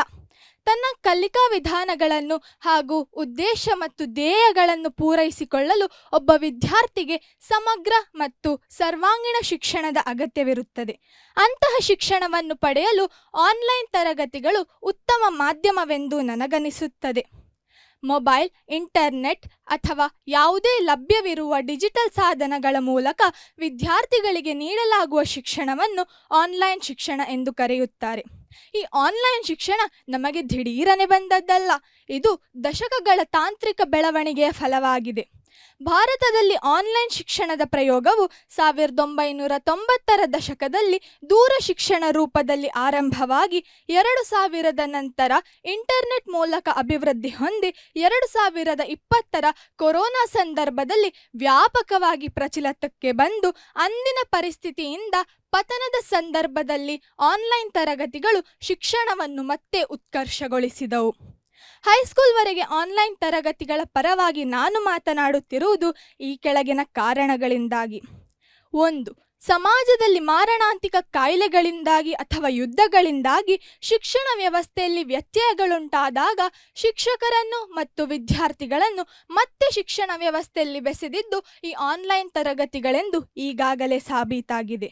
2ನೇಯದಾಗಿ ಹೈಸ್ಕೂಲ್ವರೆಗಿನ ವಿದ್ಯಾರ್ಥಿಗಳು, ವಿಶೇಷವಾಗಿ ಹಾಸ್ಟೆಲ್ನಲ್ಲಿರುವ ವಿದ್ಯಾರ್ಥಿಗಳಿಗೆ ಈ ಆನ್ಲೈನ್ ತರಗತಿಗಳಿಂದ ತಮ್ಮ ಮನೆಯಲ್ಲಿ ತಂದೆ ತಾಯಿ ಜೊತೆ ಪ್ರೀತಿ ಮತ್ತು ಸಂತೃಪ್ತಿಯಿಂದ ಇರಬಹುದು. 3ನೇಯದ್ದು, ಆನ್ಲೈನ್ ತರಗತಿಗಳಿಂದ ಸೀಮಿತವಾಗಿ ಪಠ್ಯಗಳನ್ನು ಕಲಿತ ನಂತರ ತಮಗೆ ಇಷ್ಟವಿರುವ ಹಾಗೂ ಬೇಕಾಗಿರುವ ಕೌಶಲ್ಯಗಳ ಕಲಿಕೆಯಲ್ಲಿ ತೊಡಗಿಸಿಕೊಳ್ಳಬಹುದು. 4ನೇಯದು, ಹಳ್ಳಿಗಾಡಿನ ಮತ್ತು ದೂರಸ್ಥ ಪ್ರದೇಶದ ವಿದ್ಯಾರ್ಥಿಗಳು ಅಪಾಯದ ಸಂದರ್ಭದಲ್ಲೂ ಸಹ ಶಿಕ್ಷಣದ ನಿರಂತರತೆಯಿಂದಿರಬಹುದು. 5ನೇಯದು, ಆನ್ಲೈನ್ ತರಗತಿಗಳಿಂದ ವಿದ್ಯಾರ್ಥಿಗಳಿಗೆ ಅಗತ್ಯ ಬೇಕಾದ ಡಿಜಿಟಲ್ ಕೌಶಲ್ಯ ವೃದ್ಧಿ, ಹಣಕಾಸಿನ ಖರ್ಚು, ಸಮಯದ ಖರ್ಚು ಕಡಿಮೆ ಆಗುತ್ತದೆ. ಜಾಗತಿಕ ಜ್ಞಾನ ಲಭ್ಯತೆ, ವಿಡಿಯೋ ಮತ್ತು ದಾಖಲಿತ ಪಾಠಗಳಿಂದ ತನಗೆ ಬೇಕಾದಾಗ ಕಲಿಯುವ ನಮ್ಯತೆ ಹಾಗೂ ವಿಷಯ ಸ್ಪಷ್ಟತೆ, ಮನೆಯ ಸಣ್ಣ ಪುಟ್ಟ ಕೆಲಸಗಳಲ್ಲಿ ತೊಡಗಿಸಿಕೊಳ್ಳಲು ಸ್ವಾತಂತ್ರ್ಯ ಹಾಗೂ ಸಮಯ ಲಭ್ಯತೆ, ಹೀಗೆ ಹಲವಾರು ಪ್ರಯೋಜನಗಳು ಆನ್ಲೈನ್ ತರಗತಿಗಳಿಂದ ವಿದ್ಯಾರ್ಥಿಗಳಿಗೆ ದೊರೆಯುತ್ತದೆ. ಕೊನೆಯದಾಗಿ ಡಾಕ್ಟರ್ APJ ಅಬ್ದುಲ್ ಕಲಾಂ ರವರು ಹೇಳಿದಂತೆ ತಂತ್ರಜ್ಞಾನವು ಶಿಕ್ಷಣವನ್ನು ಎಲ್ಲರಿಗೂ ತಲುಪಿಸುವ ಶಕ್ತಿಯಾಗಿದೆ. ಆ ಮೂಲಕ ದೇಶದ ಪ್ರತಿಯೊಬ್ಬ ವಿದ್ಯಾರ್ಥಿಗೂ ಗುಣಮಟ್ಟದ ಶಿಕ್ಷಣ ತಲುಪಬೇಕು. ಜಾಗತಿಕ ತೈಲ ಬಿಕ್ಕಟ್ಟಿನ ಪ್ರಸ್ತುತ ಸಂದರ್ಭದಲ್ಲಿ ದೇಶದ ಪ್ರಧಾನಮಂತ್ರಿಗಳು ಈಗಾಗಲೇ ವರ್ಕ್ ಫ್ರಮ್ ಹೋಮ್ಗೆ ಕರೆ ನೀಡಿದ್ದಾರೆ. ಮುಂದಿನ ದಿನಗಳಲ್ಲಿ ಲರ್ನ್ ಆರ್ ಸ್ಟಡಿ ಫ್ರಮ್ ಹೋಮ್ಗೆ ನಾವೆಲ್ಲರೂ ಸಿದ್ಧರಾಗಬೇಕಾದ ದಿನಗಳು ದೂರವಿಲ್ಲ ಎಂದು ನನಗನಿಸುತ್ತದೆ. ಆನ್ಲೈನ್ ಶಿಕ್ಷಣ ಕೇವಲ ಒಂದು ಪರ್ಯಾಯವಲ್ಲ, ಅದು ಭವಿಷ್ಯದ ಶಿಕ್ಷಣದ ದಿಕ್ಕಾಗಿದೆ. ನಮಸ್ಕಾರ. ವೀಕ್ಷಕರೇ, ಸಾನ್ವಿಯವರ ವಾದವನ್ನ ಕೇಳಿದ್ವಿ. ಈಗ ಪ್ರೌಢಶಾಲೆವರೆಗಿನ ಆನ್ಲೈನ್ ತರಗತಿಗಳು ತಪ್ಪು ಅಂತ ನೀವು ಮಾತಾಡ್ತೀರಿ. ಸೊ ರೆಡಿ ಇದ್ದೀರಿ? ಇಲ್ಲಿವರೆಗೆ ಇತ್ತ ಕ್ಲಾಸಸ್ ಇತ್ತ ನಿಮಗೆ ಆನ್ಲೈನ್ ಕ್ಲಾಸಸ್? ಸೊ ಕೊರೋನಾದಲ್ಲಿ ಇತ್ತು. ಸೊ ಹಾಗಾಗಿ ಆನ್ಲೈನ್ ಕ್ಲಾಸ್ ಏನು ಅಂತ ಗೊತ್ತಿದೆ ನಿಮಗೆ. ಸೊ ನೋಡುವ ಹಾಗಾದ್ರೆ ಸುಶ್ರಾವ್ಯ ಅವರ ಪ್ರತಿವಾದಗಳನ್ನ. ಸೊ ಇವ್ರು ಏನ್ ಮಾತಾಡಿದ್ರು ಅದರ ವಿರೋಧವಾಗಿ ಮಾತಾಡ್ಲಿಕ್ಕಿದ್ದಾರೆ. ಹಾಗಾದ್ರೆ ಬನ್ನಿ ಸುಶ್ರಾವ್ಯ ಅವರ ಪ್ರತಿವಾದಗಳನ್ನ ಕೇಳೋಣ. ಎಲ್ಲರಿಗೂ ನಮಸ್ಕಾರ. ಇಂದು ನಾನು ಹೈಸ್ಕೂಲ್ವರೆಗಿನ ಆನ್ಲೈನ್ ಶಿಕ್ಷಣ ಎಂಬ ವಿಷಯದ ವಿರುದ್ಧವಾಗಿ ಮಾತನಾಡಲು ಇಚ್ಛಿಸುತ್ತೇನೆ. ಹೈಸ್ಕೂಲ್ವರೆಗಿನ ಶಿಕ್ಷಣವನ್ನು ಆನ್ಲೈನ್ ಮೂಲಕ ನೀಡುವುದು ಸಂಪೂರ್ಣವಾಗಿ ಸರಿಯಲ್ಲ ಎಂದು ನಾನು ವಿರೋಧಿಸುತ್ತೇನೆ. ತಂತ್ರಜ್ಞಾನವು ನಮ್ಮ ಜೀವನವನ್ನು ಸುಲಭಗೊಳಿಸಿದೆ ಎಂಬುದು ಸತ್ಯ. ಆದರೆ ಪರೋಕ್ಷವಾಗಿ ಮಾನವೀಯ ಮೌಲ್ಯಗಳನ್ನು ಹಾಗೂ ಜೀವನ ಮೌಲ್ಯಗಳನ್ನು ಕಿತ್ತುಕೊಳ್ಳುತ್ತಿದೆ ಎಂಬುದು ಕೂಡ ಅಷ್ಟೇ ಸತ್ಯ. ಪ್ರೈಮರಿ ಹಾಗೂ ಹೈಸ್ಕೂಲ್ ಶಿಕ್ಷಣವು ವಿದ್ಯಾರ್ಥಿ ಜೀವನದ ಒಂದು ಅಡಿಪಾಯ. ಮೊದಲನೆಯದಾಗಿ, ಶಿಕ್ಷಣ ಅಥವಾ ಶಾಲೆ ಎಂದರೆ ಕೇವಲ ಪಾಠ ಕಲಿಸುವ ಸ್ಥಳವಲ್ಲ. ಇದು ಶಿಸ್ತು, ಸ್ನೇಹ, ಸಹಕಾರ, ನಾಯಕತ್ವ ಹಾಗೂ ಮಾನವೀಯ ಮೌಲ್ಯಗಳನ್ನು ಕಲಿಸುವ ಸ್ಥಳ. ತರಗತಿಯಲ್ಲಿ ಶಿಕ್ಷಕರೊಂದಿಗೆ ಮುಖಾಮುಖಿಯಾಗಿ ಕಲಿತಾಗ ವಿದ್ಯಾರ್ಥಿಗಳಿಗೆ ಹೆಚ್ಚು ಸ್ಪಷ್ಟವಾಗಿ ಅರ್ಥವಾಗುತ್ತದೆ. ಆದರೆ ಆನ್ಲೈನ್ ಶಿಕ್ಷಣದಲ್ಲಿ ಈ ನೇರ ಸಂಪರ್ಕ ಕಡಿಮೆ ಆಗುತ್ತದೆ. ಎರಡನೆಯದಾಗಿ, ಚಿಕ್ಕ ವಯಸ್ಸಿನ ಮಕ್ಕಳು ಮೊಬೈಲ್ ಹಾಗೂ ಲ್ಯಾಪ್ಟಾಪ್ಗಳಿಗೆ ಹೆಚ್ಚು ಅವಲಂಬಿತರಾಗುತ್ತಾರೆ. ಇದರಿಂದ ಕಣ್ಣಿನ ಸಮಸ್ಯೆ, ಒತ್ತಡ, ಏಕಾಗ್ರತೆಯ ಕೊರತೆ ಹಾಗೂ ಇತರ ಆರೋಗ್ಯದ ತೊಂದರೆಗಳು ಹೆಚ್ಚಾಗಿ ಕಂಡುಬರುತ್ತವೆ. ಅನೇಕ ಮಕ್ಕಳು ಪಾಠಕ್ಕಿಂತ ಮೋಜಿನ ಆಟಗಳು ಹಾಗೂ ಸಾಮಾಜಿಕ ಜಾಲತಾಣಗಳಿಗೆ ಹೆಚ್ಚು ಆಕರ್ಷಿತರಾಗುತ್ತಾರೆ. ಮೂರನೆಯದಾಗಿ, ಪ್ರತಿಯೊಬ್ಬ ವಿದ್ಯಾರ್ಥಿಗೂ ಉತ್ತಮ ಇಂಟರ್ನೆಟ್ ಅಥವಾ ಡಿಜಿಟಲ್ ಸಾಧನಗಳ ಸೌಲಭ್ಯ ಇರುವುದಿಲ್ಲ. ಹಳ್ಳಿಗಳಲ್ಲಿ ಅಥವಾ ಆರ್ಥಿಕವಾಗಿ ಹಿಂದುಳಿದ ಕುಟುಂಬಗಳಲ್ಲಿ ಇದು ಬಹಳ ದೊಡ್ಡ ಸಮಸ್ಯೆಯಾಗಿದೆ. ಆದ್ದರಿಂದ ಆನ್ಲೈನ್ ಶಿಕ್ಷಣವು ಎಲ್ಲರಿಗೂ ಸಮಾನ ಅವಕಾಶ ನೀಡುವುದಿಲ್ಲ. ಇನ್ನೊಂದು ಪ್ರಮುಖ ವಿಷಯ ಎಂದರೆ, ಶಾಲಾ ಜೀವನವು ಮಕ್ಕಳ ವ್ಯಕ್ತಿತ್ವ ನಿರ್ಮಾಣದ ಮುಖ್ಯ ಹಂತವಾಗಿದೆ. ಕ್ರೀಡೆ, ಸಾಂಸ್ಕೃತಿಕ ಕಾರ್ಯಕ್ರಮಗಳು, ಗುಂಪು ಚರ್ಚೆಗಳು ಹಾಗೂ ಸ್ನೇಹಿತರೊಂದಿಗೆ ಬೆರೆತು ಬದುಕುವುದು ಮಕ್ಕಳ ಆತ್ಮವಿಶ್ವಾಸವನ್ನು ಹೆಚ್ಚಿಸುತ್ತದೆ. ಆದರೆ ಆನ್ಲೈನ್ ಶಿಕ್ಷಣದಿಂದ ವಿದ್ಯಾರ್ಥಿಗಳು ಒಂಟಿತನಕ್ಕೆ ಒಳಗಾಗುವುದು ಜಾಸ್ತಿ. ಕೊನೆಯದಾಗಿ, ಶಿಕ್ಷಕರ ನೇರ ಮಾರ್ಗದರ್ಶನವಿಲ್ಲದೆ ವಿದ್ಯಾರ್ಥಿಗಳಲ್ಲಿ ಅಧ್ಯಯನದ ಆಸಕ್ತಿ ಮತ್ತು ಶಿಸ್ತು ಕಡಿಮೆಯಾಗಬಹುದು. ಶಾಲಾ ವಾತಾವರಣವೇ ಮಕ್ಕಳನ್ನು ಉತ್ತಮ ನಾಗರಿಕರನ್ನಾಗಿ ರೂಪಿಸುವುದು. ಗುರು ಶಿಷ್ಯರ ಸಂಬಂಧ ಪವಿತ್ರವಾದದ್ದು, ಆದರೆ ಆನ್ಲೈನ್ ಶಿಕ್ಷಣದಿಂದ ಅದು ಯಾಂತ್ರಿಕ ಸಂಬಂಧಕ್ಕೆ ತಿರುಗಬಹುದು. ತಂತ್ರಜ್ಞಾನವನ್ನು ಸಹಾಯಕ ಸಾಧನವಾಗಿ ಬಳಸಬಹುದು, ಆದರೆ ಹೈಸ್ಕೂಲ್ವರೆಗಿನ ಶಿಕ್ಷಣವನ್ನು ಆನ್ಲೈನ್ ಮೂಲಕ ನೀಡುವುದು ಸರಿಯಲ್ಲ ಎಂದು ನಾನು ನಂಬುತ್ತೇನೆ. ಶಾಲೆಯು ಕೇವಲ ಪಾಠ ಕಲಿಸುವುದಿಲ್ಲ, ನಮ್ಮ ಜೀವನವನ್ನು ರೂಪಿಸುತ್ತದೆ. ಧನ್ಯವಾದಗಳು. ಎಸ್, ಸಾನ್ವಿ ಮತ್ತು ಸುಶ್ರವ್ಯ ಇಬ್ಬರೂ ಕೂಡ ನಿಮ್ಮ ವಾದ ಪ್ರತಿವಾದ ಆಯಿತು. ಈಗ ನಿಮಗೆ ಒಂದಷ್ಟು ಹೊತ್ತುಗಳ ಕಾಲ ನಾವು ಕೊಡ್ತೇವೆ, ಒಂದು 10 ನಿಮಿಷ ನೀವು ಏನು ಬೇಕಾದರೂ ಚರ್ಚೆ ಮಾಡ್ಬೋದು ಈ ವಿಷಯದ ಕುರಿತಾಗಿ. ಸೊ ನೀವು ಪರವಾಗಿದ್ದೀರಿ, ನೀವು ವಿರೋಧವಾಗಿದ್ದೀರಿ. ಸೊ ಆ ವಾದಗಳು ಪ್ರತಿವಾದಗಳು ಮುಂದುವರಿಲಿ. ಸೊ ಅದಾದ್ಮೇಲೆ ನಾನು ಸಿಗ್ತೇನೆ. S, ready? ಎಸ್. ಈಗ ಜಾಗತಿಕ ಬಿಕ್ಕಟ್ಟಿನ ಸಂದರ್ಭದಲ್ಲಿ, ಉದಾಹರಣೆಗೆ ಕೊರೋನಾ ಆಗಿ, ಯುದ್ಧ ಆಗಲಿ, ಆ ಟೈಮಲ್ಲಿ ಶಿಕ್ಷಣ ವ್ಯವಸ್ಥೆ ಆಫ್ಲೈನ್ ಶಿಕ್ಷಣವನ್ನು ನಡೆಸಲಿಕ್ಕೆ ಆಗುವುದಿಲ್ಲ. ಆ ಟೈಮಲ್ಲಿ ಆನ್ಲೈನ್ ಶಿಕ್ಷಣವನ್ನು ಹೊರತುಪಡಿಸಿ ವಿದ್ಯಾರ್ಥಿಗಳ ಶಿಕ್ಷಣದ ಗತಿ ಮತ್ತು ಪ್ರಗತಿಯ ಬಗ್ಗೆ ನೀವೇನು ಹೇಳಲಿಕ್ಕೆ ಇಷ್ಟಪಡ್ತೀರಿ? ಈಗ ಕೊರೋನಾ ಅಥವಾ ಯುದ್ಧದ ಸಮಯದಲ್ಲಿ ಪರವಾಗಿಲ್ಲ, ಬಟ್ ಯಾವಾಗಲೂ ಅಂದರೆ ಸಂಪೂರ್ಣವಾಗಿ ಆನ್ಲೈನ್ ಶಿಕ್ಷಣದಿಂದ ನಮಗೆ ಮನೋರಂಜನೆ ಅಥವಾ ಸ್ಪರ್ಧೆ, ಸಾಂಸ್ಕೃತಿಕ ಕಾರ್ಯಕ್ರಮ, ಕೌಶಲ್ಯಗಳು, ಈ ಥರ ನೈತಿಕ ಮೌಲ್ಯಗಳೇನು ಅದರಲ್ಲಿ ಸಿಗೋದಿಲ್ಲ ಆನ್ಲೈನ್ ಶಿಕ್ಷಣದಲ್ಲಿ. ಇದು ಖಂಡಿತವಾಗಿಯೂ ನಾನು ಒಪ್ಪುವುದಿಲ್ಲ. ಯಾಕಂದರೆ ಸಾಂಸ್ಕೃತಿಕ ಕಲೆಗಳು ಹೇಳಿದರೆ ನೀವು ಕಲೀಲಿಕ್ಕೆ ಆಗೋದಿಲ್ಲ ಆನ್ಲೈನಿಂದಾಗಿ, ಆದರೆ ಅದನ್ನು ಆನ್ಲೈನ್ ಮೂಲಕ ಕಲಿಬೋದು. ಯಾಕಂದರೆ ನಾನೇ ಇದನ್ನು ಅನುಭವಿಸಿದ್ದೇನೆ ನನ್ನ ಜೀವನದಲ್ಲಿ. ಕೊರೋನಾ ಸಂದರ್ಭಗಳಲ್ಲಿ ನಾನು ನೃತ್ಯ ತರಗತಿಗಳನ್ನು ಆನ್ಲೈನ್ ಮೂಲಕವೇ ಕಲಿತಿದ್ದೆ. ಹಾಗಾಗಿ ನೇರ ಸಂಪರ್ಕ ಆನ್ಲೈನ್ ಮೂಲಕ ಇದ್ದರೂ ಕೂಡ ಅದೇ ಟಚ್ ಅಂತ ಇತ್ತು, ಅದೇ ಅರ್ಥವಾಗ್ತಿತ್ತು. ಮತ್ತು ಅವರು ನೀವು ನೈತಿಕ ಮೌಲ್ಯಗಳು ಹೇಳಿದರು, ಅವರು ಆನ್ಲೈನ್ ತರಗತಿಗಳನ್ನು ಪಡೆಯುವ ವಿದ್ಯಾರ್ಥಿಗಳು ಮನೆಯಲ್ಲೇ ಇರ್ತಾರೆ.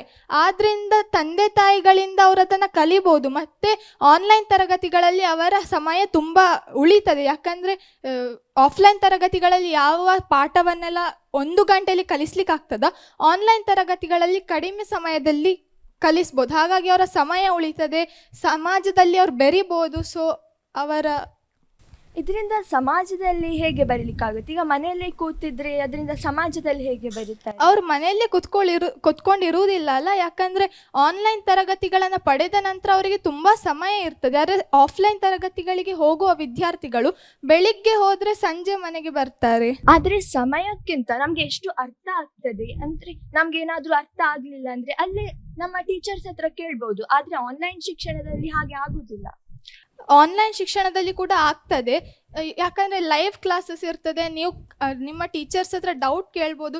ಮತ್ತು ರೆಕಾರ್ಡೆಡ್ ಕ್ಲಾಸ್ ಕೂಡ ಇರ್ತದೆ.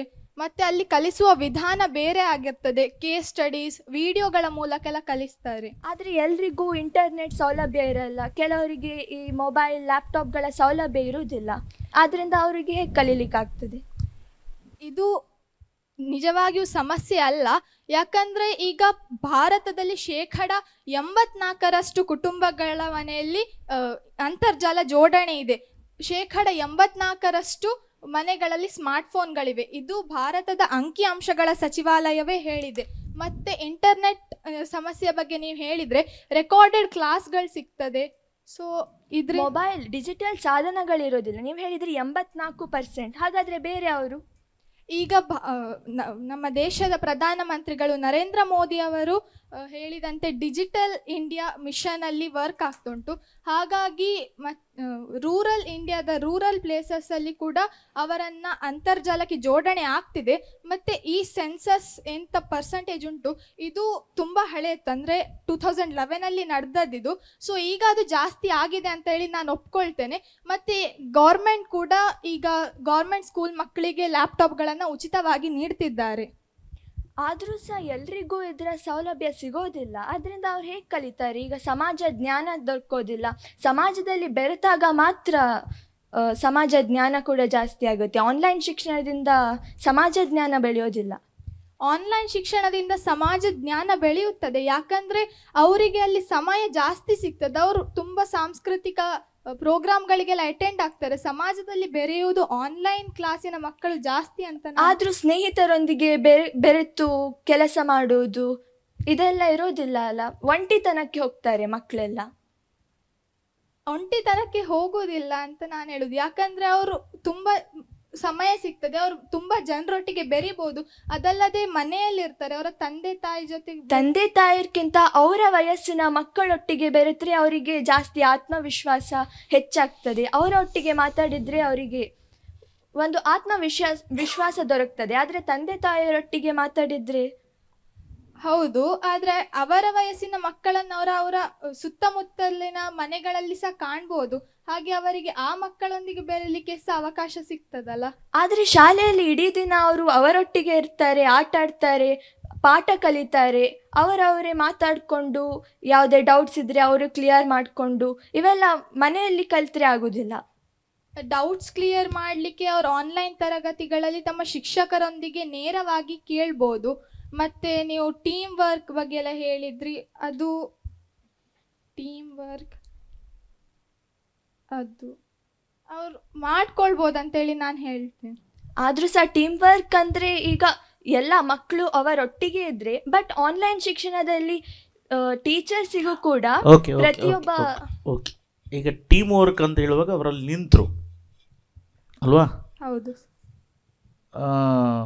ಸುಶ್ರಾವ್ಯ ಅಲ್ಲಿ ಹೇಳ್ಬೋದಲ್ಲ, ಆಗತ್ತಾ ಹೇಳಿ, ಟೀಮ್ ವರ್ಕ್ ಆಗತ್ತಾ? ಯಾಕೆ ಅದನ್ನು ಹಿಡಿಲಿಲ್ಲ ನೀವು? ಚರ್ಚೆ ಅಂದರೆ ಹಾಗೆ. ಯಾಕೆ ನಿಮಗೆ ಮಾತು ಬರ್ತಾ ಇಲ್ಲ, ಯಾಕೆ ನೀವು ಇದು ಮಾಡಿದಿರಿ ಅಂತೇಳಿ ಹೇಳ್ಬೋದಿತ್ತಲ್ವಾ? ಈಗ ನಿಮ್ಮ ಭಾಷಣವನ್ನು ಚೆನ್ನಾಗಿ ಅರ್ಥ ಮಾಡಿಕೊಂಡಿದ್ದಾರೆ ಮೇಡಮ್ ಸುರಯ್ಯ ಅವರು, ಅಭಿಪ್ರಾಯವನ್ನು ಕೊಡ್ತಾರೆ. ಸೊ ನನ್ನ ಕ್ವಶನ್ ಸಾನ್ವಿ ಅವರಿಗೆ. ಸೊ ಒಂದು ಗಾದೆ ಇದೆ, ಗಿಡವಾಗಿ ಬಗ್ಗದ್ದು ಮರವಾಗಿ ಬಗ್ಗಿತ್ತೆ ಅಂತ. ಸೊ ಬಾಲ್ಯದಲ್ಲೇ ಏನಾದರೂ ತಪ್ಪುಗಳನ್ನು ತಿದ್ದಿ ಬೆಳೆಸುವಂತಹದ್ದಂತ ಹೇಳಿದ್ರೆ ಅದು ಶಾಲೆಯಲ್ಲಿ. ಈಗ ಫಾರ್ ಎಕ್ಸಾಂಪಲ್ ಡಿಸಿಪ್ಲಿನ್ ಅಂತ ನಾವು ಹೇಳ್ತೀವಿ. ಮಕ್ಕಳು ಮಾತಾಡ್ತಾ ಇದ್ರೆ ಟೀಚರ್ಸ್ ಹೇಳ್ತಾರೆ ಮಾತಾಡಬೇಡಿ ಅಂತ. ಸೊ ಆಗ ಮಕ್ಕಳಿಗೆ ಅರ್ಥ ಆಗುತ್ತೆ, ಏನಾದರೂ ಯಾರಾದರೂ ಎದುರಿನವನು ಮಾತಾಡುವಾಗ ನಾವು ಮಾತಾಡಬಾರ್ದು ಅಂತ. ಶಿಕ್ಷಕರು ಕಲಿಸುವಂತಹ ಒಂದು ವಿದ್ಯೆ ಅಂತ ಹೇಳ್ಬೋದು. ಸೊ ಇದನ್ನು ನೀವು ಆನ್ಲೈನ್ ಕ್ಲಾಸ್ನಲ್ಲಿ ಹೇಗೆ ಡಿಫೈನ್ ಮಾಡ್ಕೊಳ್ತೀರಿ?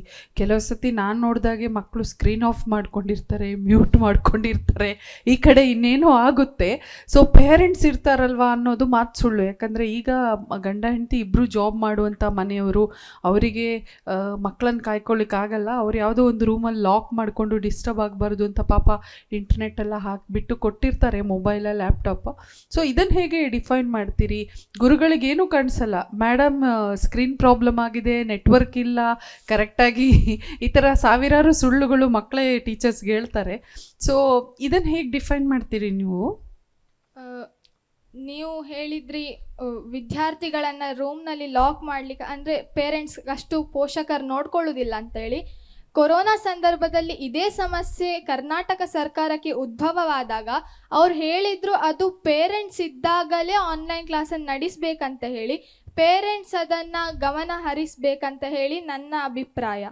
ಅದೇ ಜಾಬ್ ಮಾಡೋ ಪೇರೆಂಟ್ಸು ಅಷ್ಟು ಕಾನ್ಸಂಟ್ರೇಟ್ ಮಾಡಲಿಕ್ಕಾಗಲ್ಲ, ಮತ್ತು ಎವ್ರಿ ಟೈಮ್ ಪೇರೆಂಟ್ಸ್ ಅವೈಲೇಬಲ್ ಇರ್ತಾರೆ ಅನ್ನೋದನ್ನು ನಾನು ನಂಬಲ್ಲ.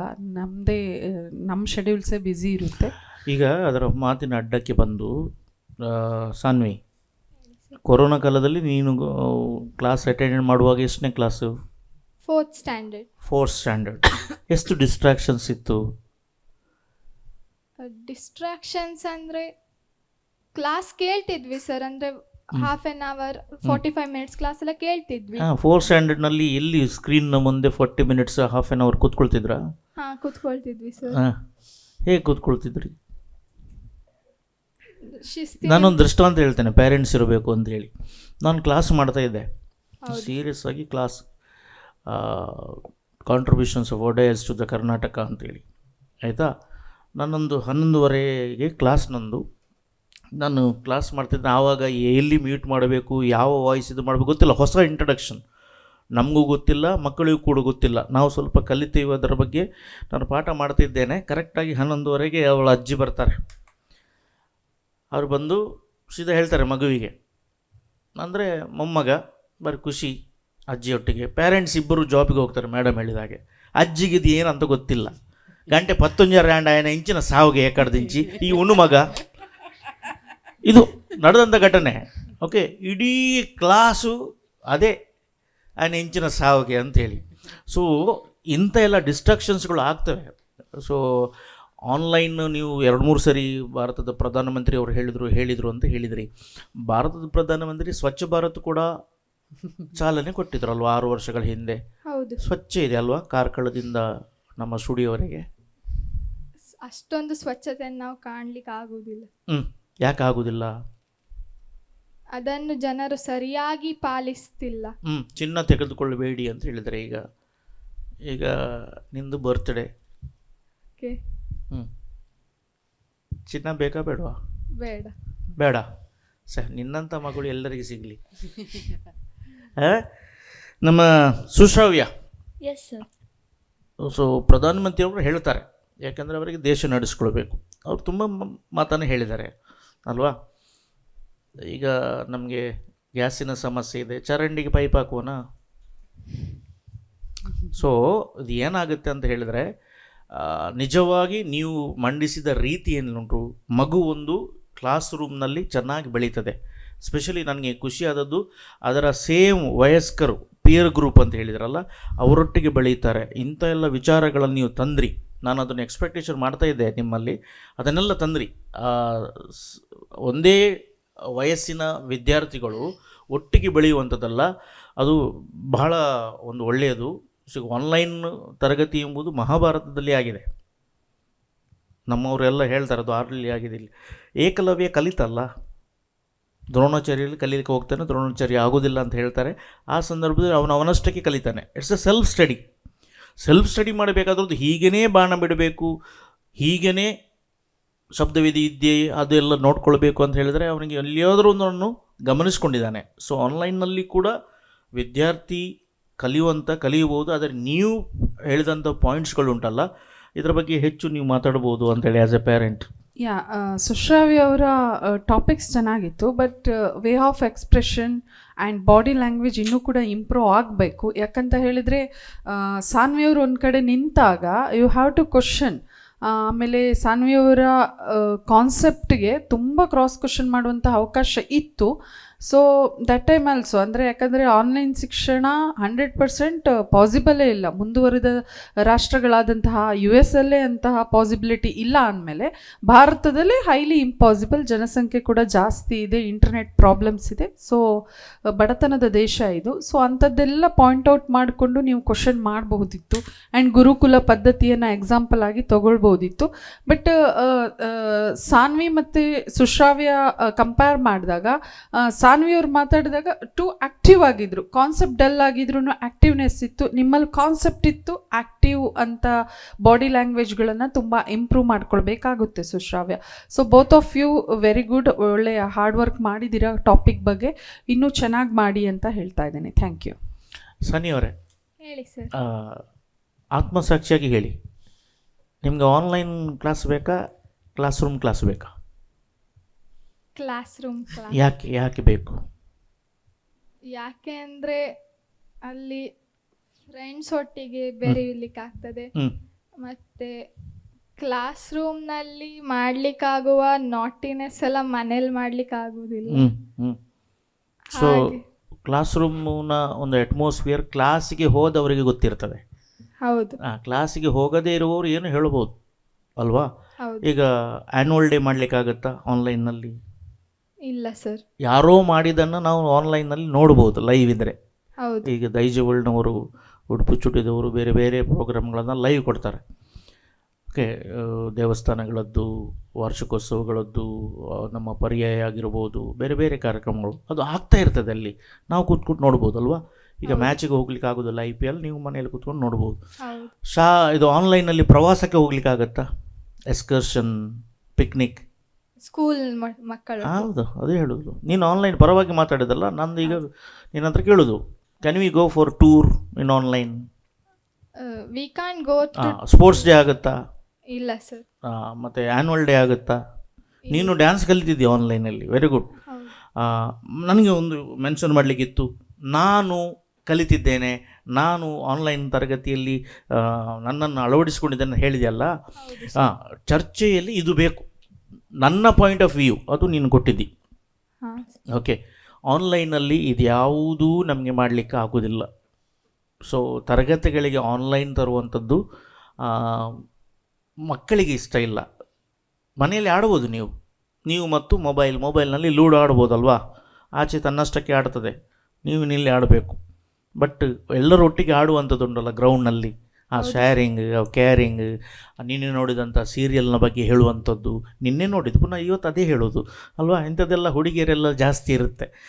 ಸರಿ, ನಮ್ಮ ಸುಶ್ರಾವ್ಯ ಮೇಡಮ್ ಅವರು ಹೇಳಿದರು, ನಿನ್ನ ಬಾಡಿ ಲ್ಯಾಂಗ್ವೇಜ್, ನಿಂದು ಮಾತನಾಡುವ ಶೈಲಿ ಚರ್ಚೆಗೆ ಅದು ಪೂರಕವಾಗಿಲ್ಲ, ನೀನು ಸ್ವಲ್ಪ ಬೋಲ್ಡ್ ಆಗಬೇಕು. ಅವಳು ನಿಂತಲ್ಲಿ ಹೇಗೆ ನಿಂತಲು ನೋಡು, ಹೇಗೆ ಮಾತನಾಡಲಿ ನೋಡು. ಇಷ್ಟ ಇಲ್ಲ ಅವಳಿಗೆ, ಈಗ ಸತ್ಯ ಬಾಯ್ಬಿಟ್ಲಲ್ಲ, ಆನ್ಲೈನ್ ತರಗತಿ ಇಷ್ಟ ಇಲ್ಲ.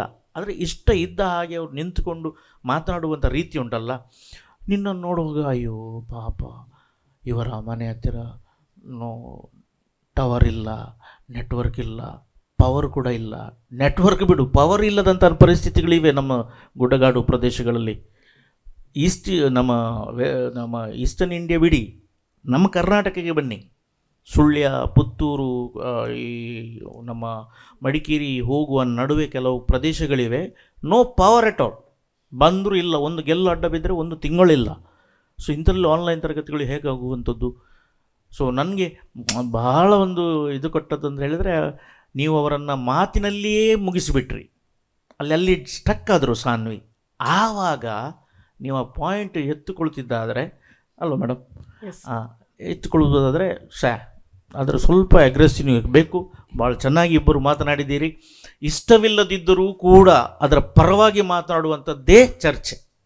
ಓಕೆ, ಸೊ ನಮ್ಮ ಎಷ್ಟೋ ರಾಜಕಾರಣಿಗಳಿದ್ದಾರೆ, ಅವರು ಒಂದು ಪಕ್ಷದಲ್ಲಿರುವಾಗ ಇನ್ನೊಂದು ಪಕ್ಷಕ್ಕೆ ದೂರಿದ್ದನ್ನು ಈಗ ಅದೇ ಜನ ಆ ಪಕ್ಷಕ್ಕೆ ಹೋಗಿ ಸಮರ್ಥನೆ ಮಾಡುವಂಥದ್ದುಂಟಲ್ಲ, ಇದು ಅವರಿಂದ ಕಲಿಯಬೇಕು. ತುಂಬ ಮಂದಿ ಇದ್ದಾರೆ ನಿಮ್ಮ ಕಣ್ಣ ಮುಂದೆ ಅಲ್ವಾ? ಅವರು ಈ ಪಕ್ಷದಲ್ಲಿ ಇರುವಾಗ ಮಾತನಾಡುವ ರೀತಿ, ಅದೇ ಆ ಪಕ್ಷಕ್ಕೆ ಹೋಗುವಾಗ ನಡುವೆ ವಾಷಿಂಗ್ ಮಿಷಿನ್ ಒಳಗೆ ಹೋಗಿ ಆ ಪಕ್ಷಕ್ಕೆ ಹೋಗ್ತಾರೆ. ಸೊ ಆವಾಗ ಅಲ್ಲಿ ಮಾತನಾಡುವಂಥ ರೀತಿ. ಸೊ ಇದು ರಾಜಕೀಯ ವ್ಯಕ್ತಿಗೆ ಮಾತ್ರ ಅಲ್ಲ, ನೀವು ಉದ್ದಿಮೆ, ಯಾವುದೊಂದು ಉದ್ಯಮಿಯಾಗಿ ನೀವು ಹೋಗ್ತೀರಿ, ಯಾವುದೋ ಒಂದು ಕಂಪನಿಯಲ್ಲಿ ಇರ್ತೀರಿ, ನೀವು TCSನಲ್ಲಿ ಕೆಲಸ ಮಾಡ್ತೀರಿ, ಆವಾಗ ಅದರ ಬಗ್ಗೆ ಮಾತಾಡಬೇಕು. ಮತ್ತು ನೀವು ಇನ್ಫೋಸಿಸ್ಗೆ ಹೋಗ್ತೀರಿ, ಆಗ ಅವರ ಪರವಾಗಿ ಮಾತಾಡಬೇಕು. ಸೊ ಇದು ನಮ್ಮ ಜೀವನದಲ್ಲಿ ಕೂಡ ಬರುತ್ತೆ. ಹೌದು ಸರ್. ಅಲ್ವಾ? ವೆಜಿಟೇರಿಯನ್ನ, ನಾನ್ ವೆಜಿಟೇರಿಯನ್ನ, ಯಾವುದು ಇಷ್ಟ ಅಲ್ವಾ? ಸೊ ಹೀಗೆ ಮಾತಾಡಬೇಕಾದ್ರೆ ಸೊ ಇಬ್ಬರೂ ಕೂಡ ನಾಲೆಜ್ ಚೆನ್ನಾಗಿದೆ. ಈ ಕೃಷ್ಣನ ಡಿಫೆನ್ಸ್ ಮೆಕ್ಯಾನಿಸಮ್ ಅಂತ ನಾವು ಹೇಳ್ತೇವೆ. ಸೊ ಕೃಷ್ಣ ಎಲ್ಲಾದರೂ ಅರ್ಜುನನಿಗೆ ತಂತ್ರಗಾರಿಕೆನ ಹೇಳಿಕೊಡ್ತಾ ಇರಲಿಲ್ಲ ಅಂದರೆ ಮಹಾಭಾರತ ಯುದ್ಧನೇ ಆಗ್ತಿರಲಿಲ್ಲ, ಅಥವಾ ಗೆಲ್ಲಿಕ್ಕೆ ಸಾಧ್ಯನೇ ಇರ್ತಿರಲಿಲ್ಲ. ಸೊ ಆ ತಂತ್ರಗಾರಿಕೆಗಳು ಗೊತ್ತಿರಬೇಕು. ಕೆಲವು ಸತಿ ನಮ್ಗೇನು ಗೊತ್ತಿರಲ್ಲ, ಆ ವಿಚಾರಗಳೇ ಗೊತ್ತಿರಲ್ಲ, ಅಥವಾ ನೀವು ಹೇಳಿದಾಗೆ ಮಂಡಿಸ್ಲಿಕ್ಕೆ ಇಷ್ಟ ಇರಲ್ಲ.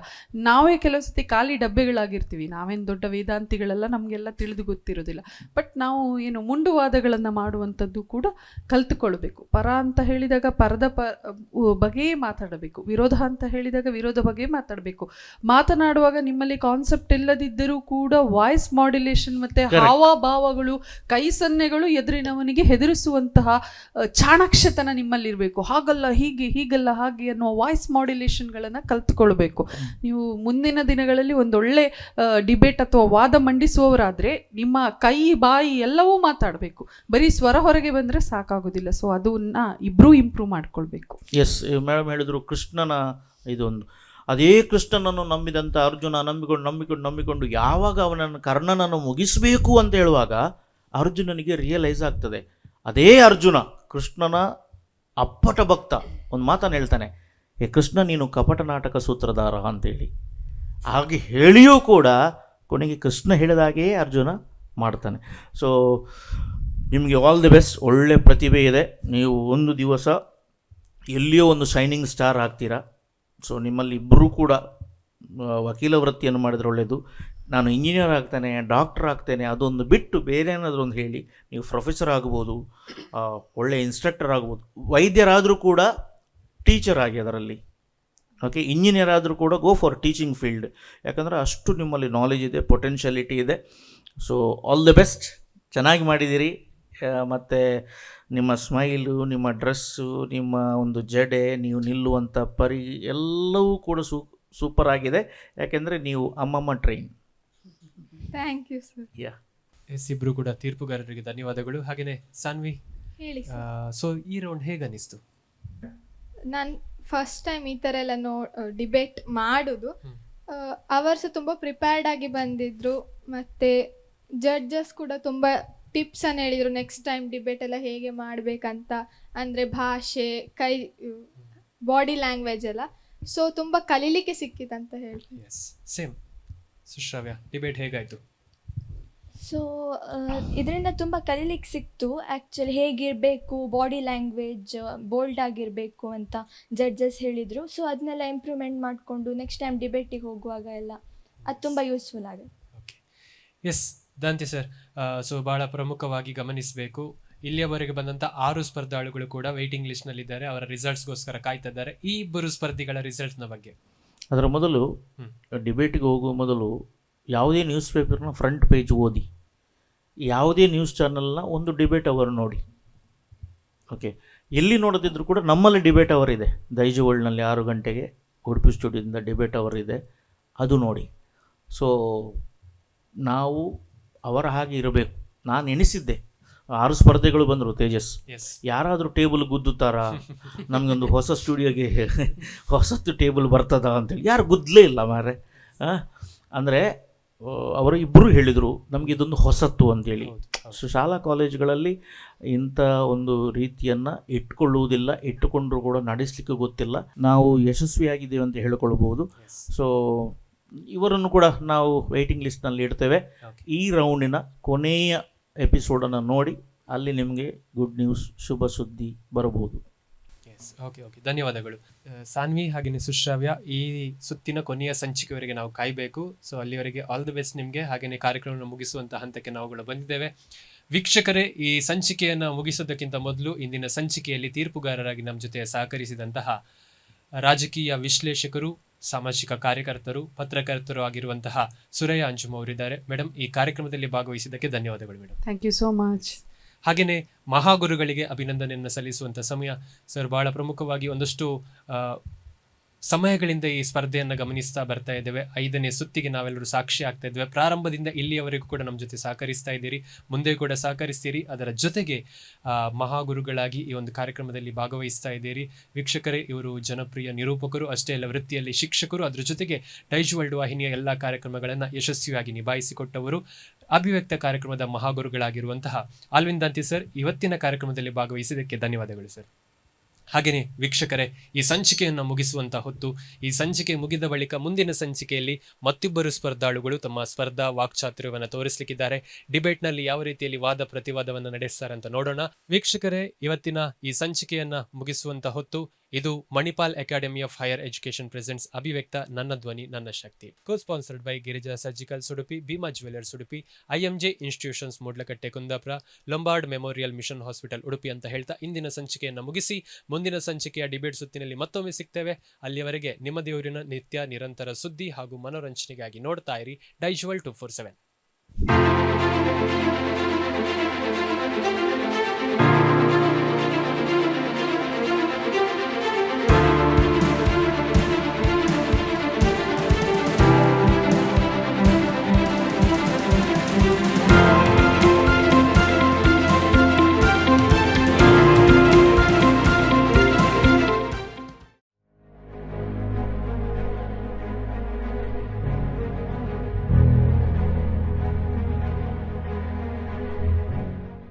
Manipal Academy of Higher Education presents Abhivyakta, co-sponsored by Bhima Jewelers Udupi, Girija Surgicals Udupi, IMJ Institutions Modlakatte Kundapura ಮತ್ತು CSI Lombard Memorial Mission Hospital Udupi.